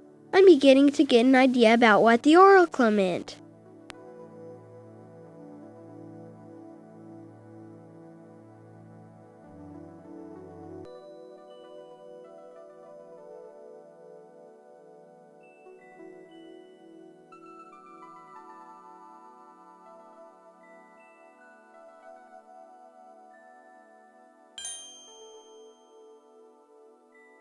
Adam moves the bright fishing lure in front of the anemone.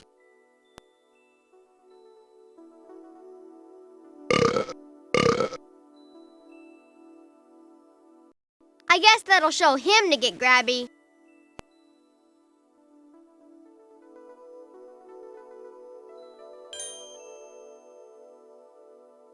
Adam picks up the key and tries not to think about where it's been.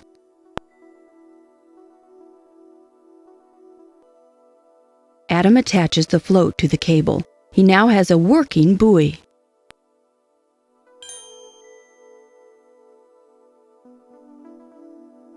Adam attaches the transmitter to the float at the end of the cable. The cable now has the float and transmitter attached to it. The float will make one end of the cable rise to the surface, while the other end can be attached to something on the ocean floor. The transmitter will produce a satellite signal.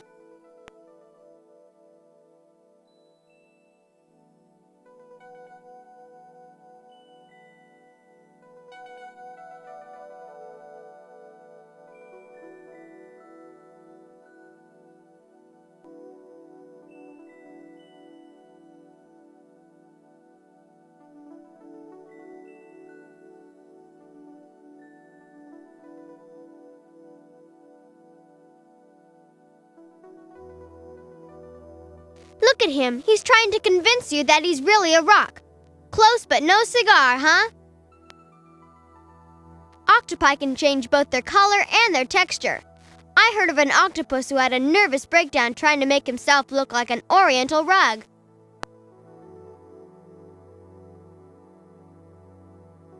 Adam is carrying a clear glass jar. There's a lid on the jar. Adam struggles to remove the lid of the jar, but it's stuck on fast. It will take a stronger grip than Adam's to remove that lid.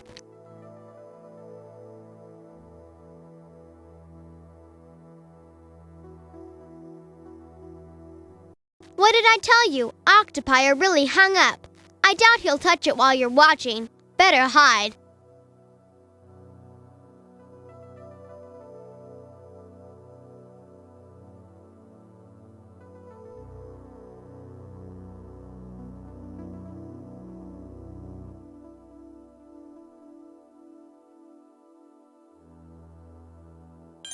Adam picks up the open jar but keeps one eye on the octopus.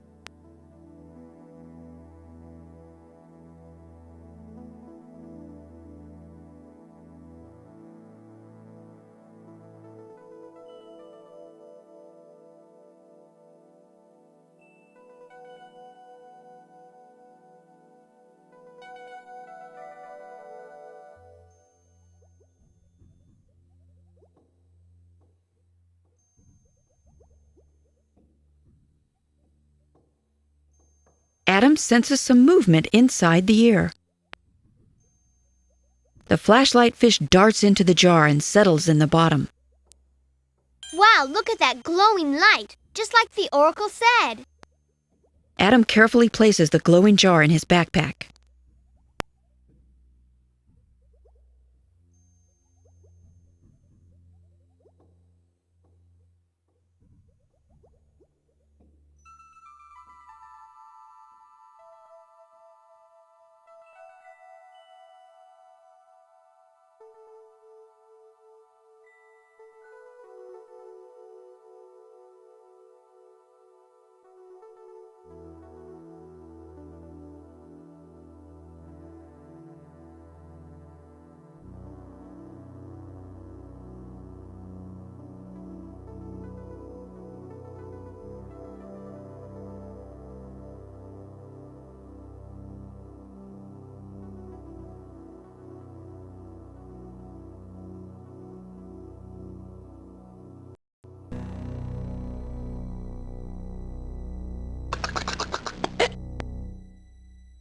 Adam, I can't see where I'm going. Let's get out of here before we get hurt.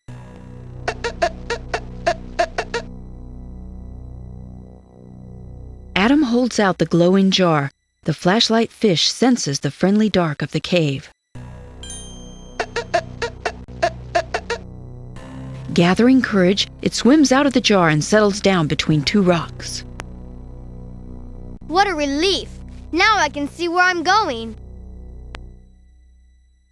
Adam puts the empty jar into his recycle bag.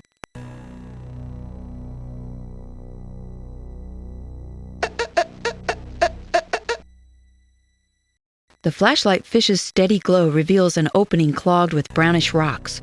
It looks almost like a wall of stones.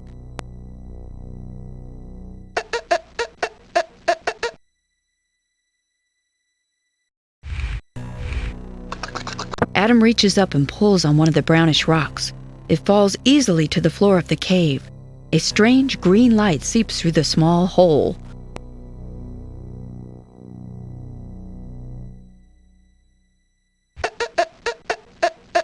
Another rock pulls out easily. It must not have been there very long.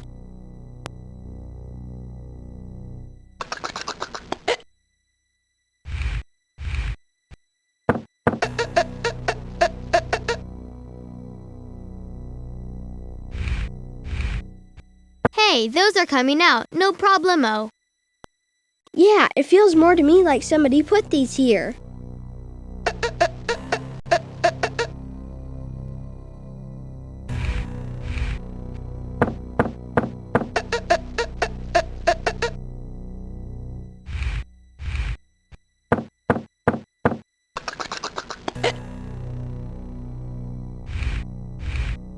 The greenish color of the water intensifies as the rocks come out.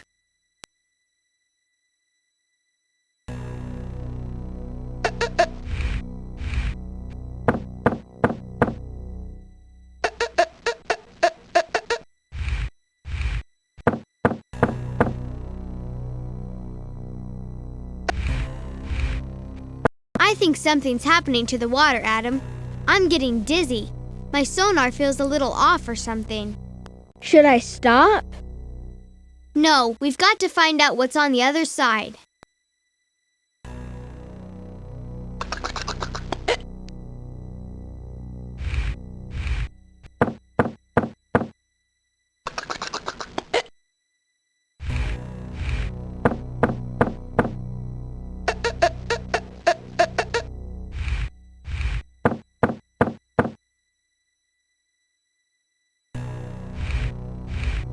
The light strikes something hidden behind the rocks.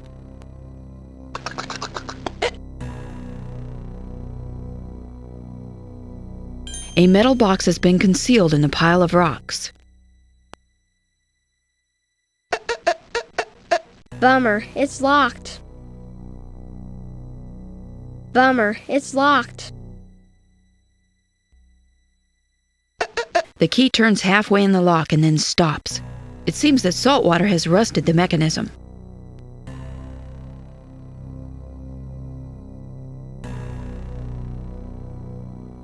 Adam eases the lock with the oily rag.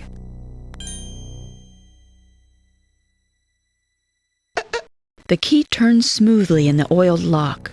The box pops open to reveal a suit of protective clothing. Bizarre. What is it? I've seen clothes like this. They protect your skin from chemicals. Armor for a modern knight. Do you suppose this is it?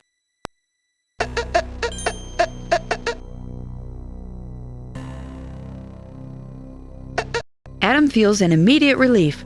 Whatever was in the water was making it really hard to think. Adam, I can't go any farther. Whatever is in this water is really affecting me. I'll wait right here as long as I can take it. Adam signals OK to Delphinius.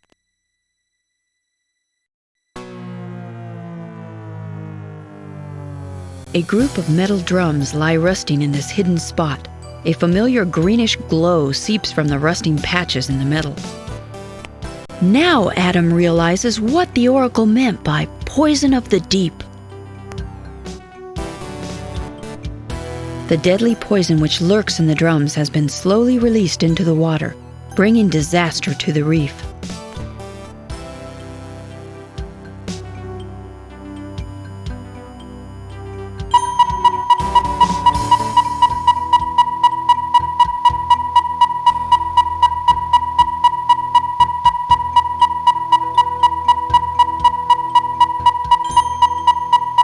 Adam turns on the transmitter and attaches his improvised satellite buoy to the barrel. The float rises toward the surface. The transmitter is emitting a constant, powerful signal.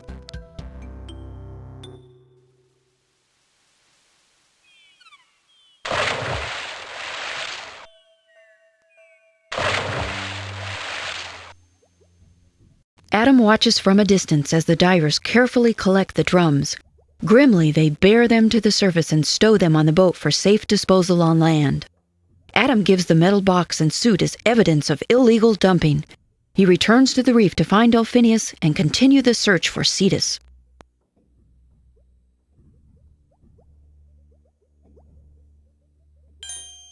Adam, you did it! The poison is gone! The first part of the prophecy is fulfilled! They've taken it away, that's true, but I'm afraid it will be a long time before anything can survive here. We also have to worry about catching the people who did this. It looks to me like they've been using this spot for a while. But that's something I'll have to leave up to my dad. And we still haven't found Cetus.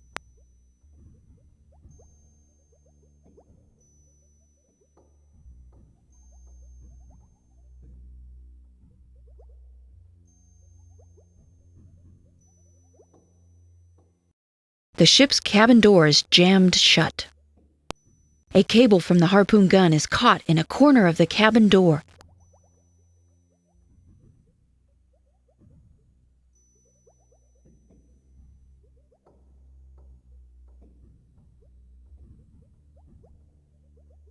It's stuck. The cable's really wedged in there.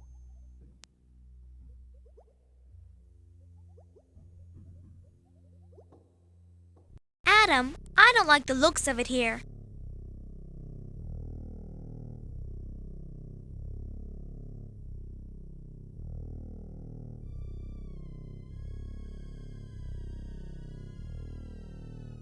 Adam!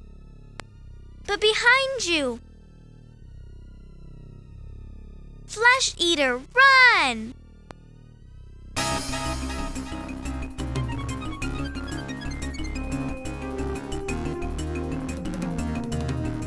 Adam and Delphinius flee in terror from the huge flesh-eating monster.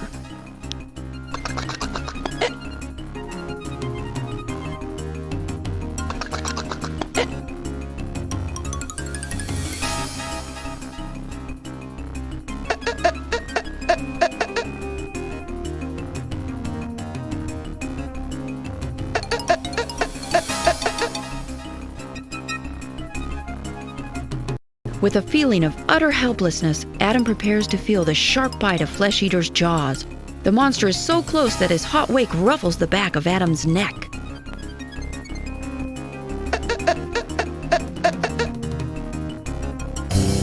In their panicked terror of the danger behind them, Adam and Delphinius fail to notice the danger in front of them. They both plow headfirst into the drift net. The nylon mesh wraps its arms around them. The two are trapped. Delphinius, we're trapped. Adam, you've got to save yourself. I'll never get out of this thing, but you still have a chance. I won't leave you, Del. So what? We both end up manta food? Do it, Adam. Save yourself. Adam waits for the manta to finish them off, two helpless victims trapped in the net. To his surprise, Flesh Eater only circles them.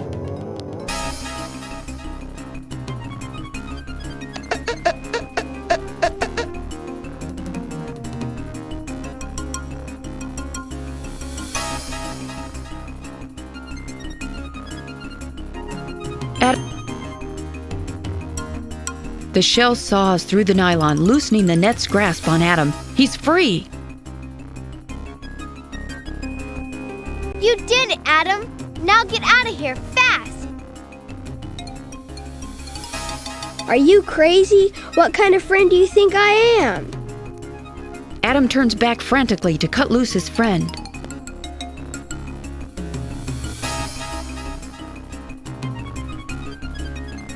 But before he can free Delphinius, Flesh Eater swoops in. Enraged to see one of his victims escape and determined not to lose the other, he seizes the net with poor Delphinius still in it and knocks Adam aside with one flick of his huge wing.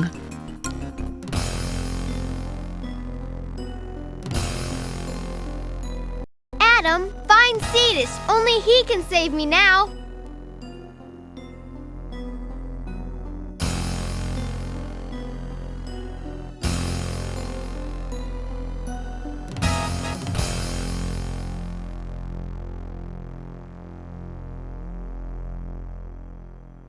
Adam finds himself suddenly alone.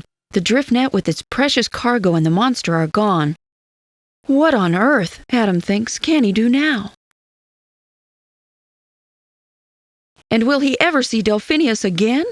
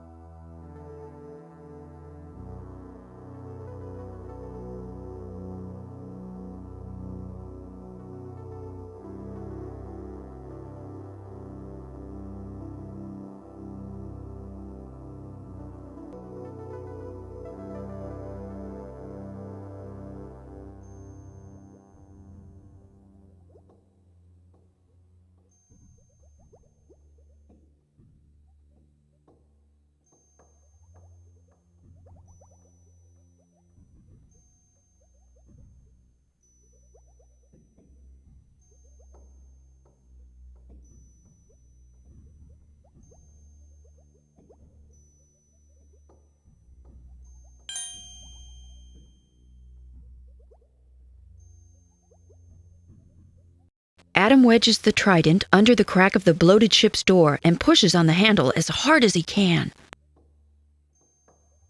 The waterlogged wood suddenly gives way, and the door pops free of its frame. The cable that had been jammed under the door suddenly jerks tight as though pulled by a mighty weight. And through the open ship's door, Adam hears a sound. A sound unmistakably sad, unmistakably deep, unmistakably haunting, unmistakably a whale's call.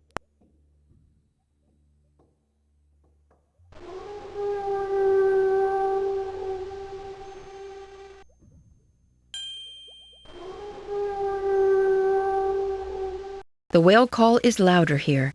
It's echoing down from somewhere above the ship.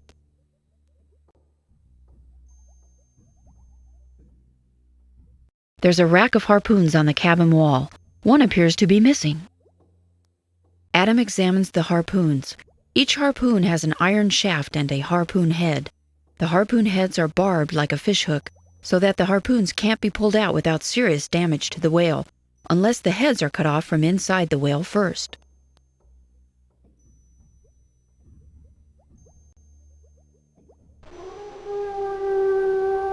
Adam holds his breath with anticipation and swims up to investigate.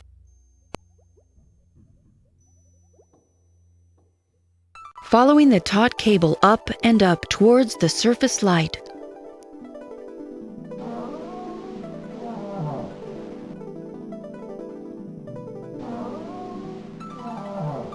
up and up, not looking where he's going,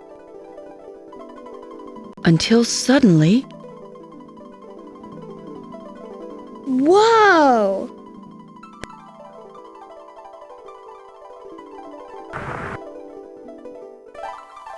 It's Cetus! The mighty Cetus floats helplessly near the ocean's surface. He is terribly still. With a mixture of joy and fear, Adam approaches the mighty whale.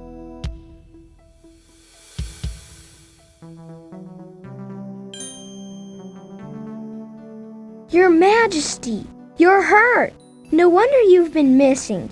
You're trapped here by that harpoon.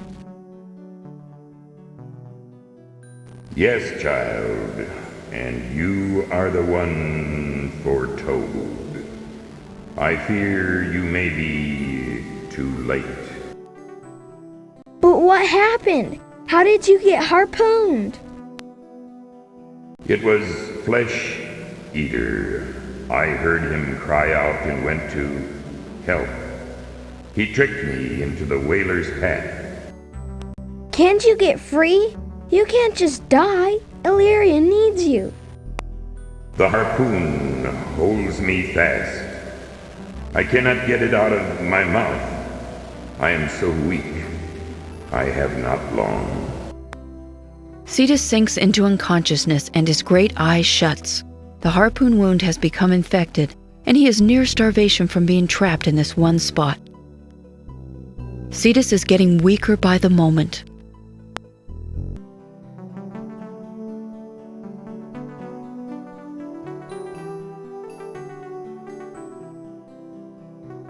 From here, Adam can see that unconscious Cetus's jaw has grown slack. His mouth opens and closes in a regular rhythm.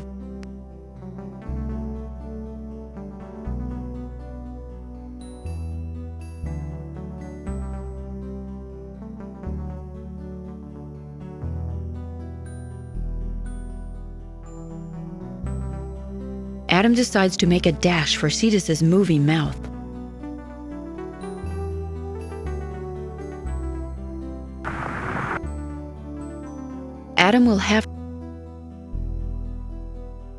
Adam decides to make a dash for Cetus's moving mouth.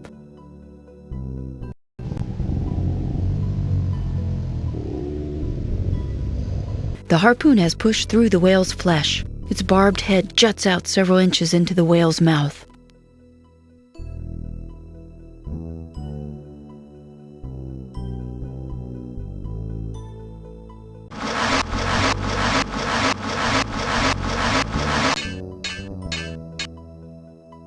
Adam uses the industrial saw to cut through the harpoon shaft.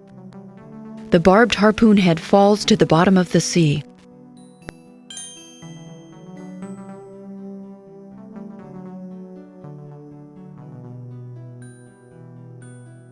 Though Adam has removed the harpoon head, the harpoon shaft is still lodged in the wound. Evidently, the whale has been unable to free himself. The cable anchors him to the sea cliff and the smashed wreck of his enemies. Adam decides to get closer to the outside of the whale.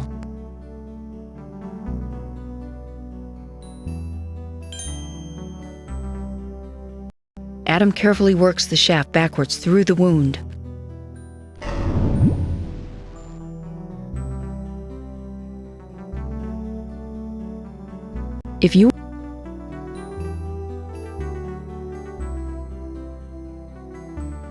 Adam uses Demeter's precious store of medicine on the wound.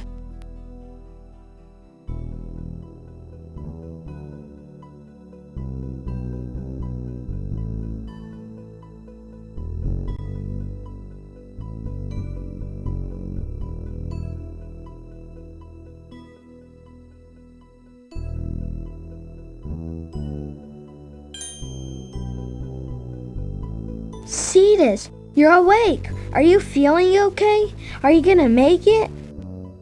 Be calm, child. I am much better. I feel the wound already healing. You have saved me. Now that you're better, we have to save Dolphinius. Flesh Eater took him and he's in terrible danger. Flesh Eater, it is time to end the killing. I will call him forth. You must go rescue the dolphin.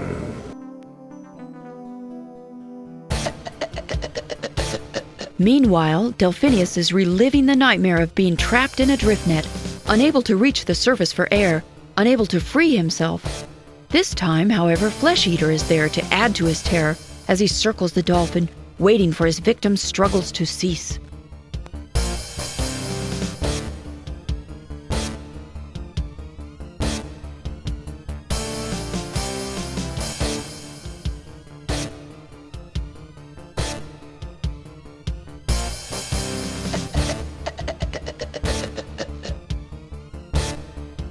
Just as Delphinius arrives at a grim acceptance of his fate, a challenge echoes from outside the lair. Rise, cowardly one. Leave your foul lair and prepare to meet your doom. No more shall you trouble my people, for Cetus has returned. Enraged that the great king has escaped his prison, Flesh Eater wheels from the cave.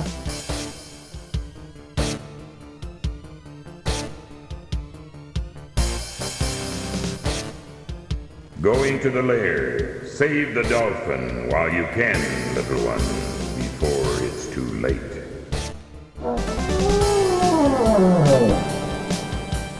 Now that Flesh Eater is distracted by the mighty whale, Adam is free to enter the beast's lair.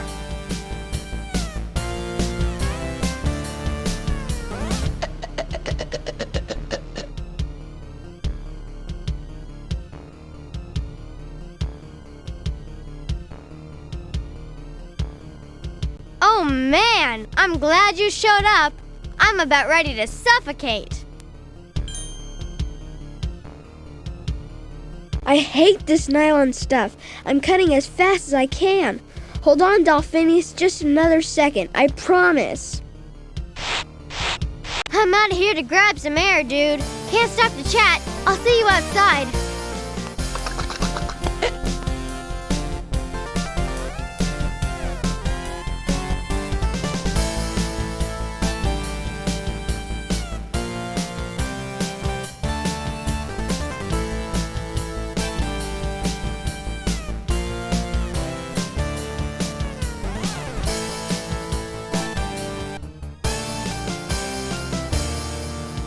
Adam arms himself with the tiny lionfish spine and with all the courage he can muster and heads towards the black monster.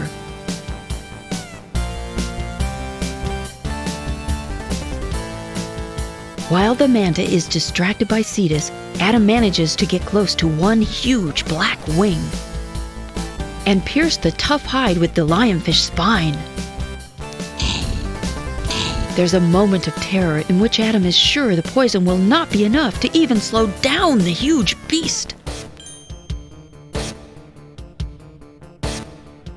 But it's enough to make him hesitate in his attack, if only for a moment. And that moment is enough.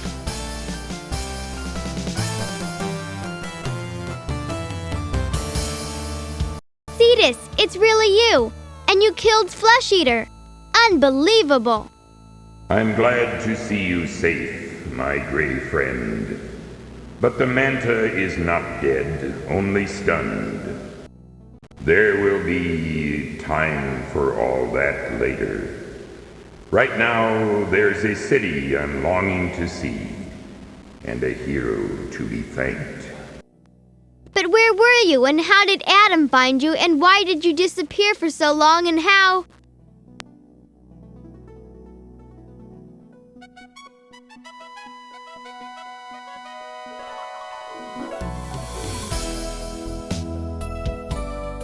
In a true champion's welcome, Adam rides on the back of King Cetus in a slow procession to the city. Cetus bellows an announcement of their triumphant return. Come forth, children. Greet thy king and the boy called Adam. Adam slips off the back of the mighty whale and swims to join the happy Elurians.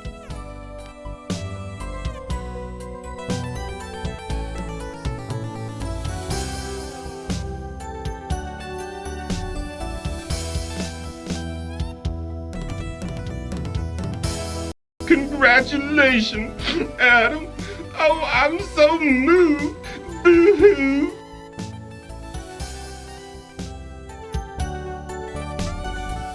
Bravo! I knew a strapping lad like you could do it. Like unbelievably radical, Adam did. Major way to go. You have proven yourself one with the greens, Adam. Good show, old boy. Quite spectacular indeed. You're a real hero now, Adam. It is well that you did the job, Adam, since I did not have the time. You did almost as well as I would have, mon ami. You were very, very brave, Adam. Child of man, to you we owe our lives. Our thanks we now bestow. Adam, you have rescued me from certain death. You have helped put an end to Flesh Eater's reign of terror. You have saved Eluria from ruin. You have made us believe that mankind is perhaps not the enemy we feared it to be. That man can even be a friend. Thank you, great Cetus. I have learned much from all of you, too.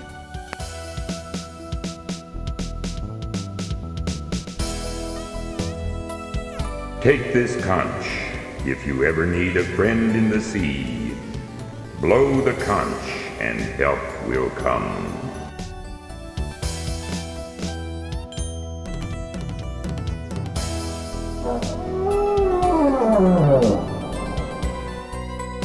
Poseidon's conch. Wow! Thank you, Your Majesty. Now, home with you, child. Delphinius, I believe your friend could use a ride back to the land of men. He looks a little worn out. Yes, sir, Your Majesty. Grab a fin, Adam.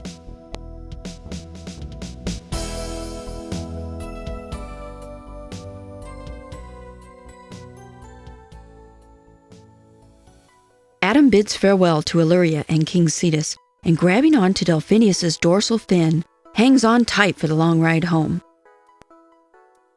Delphinius! Yeah, Adam. Will I ever see you again? What? Are you kidding? You and your dad, Diver Dan's? You'll see 100 dolphins in your lifetime, Adam. One of these days, one of those dolphins will be me. I love you, Delphinius. Oh, get out of here, you nut, yeah. I love you too.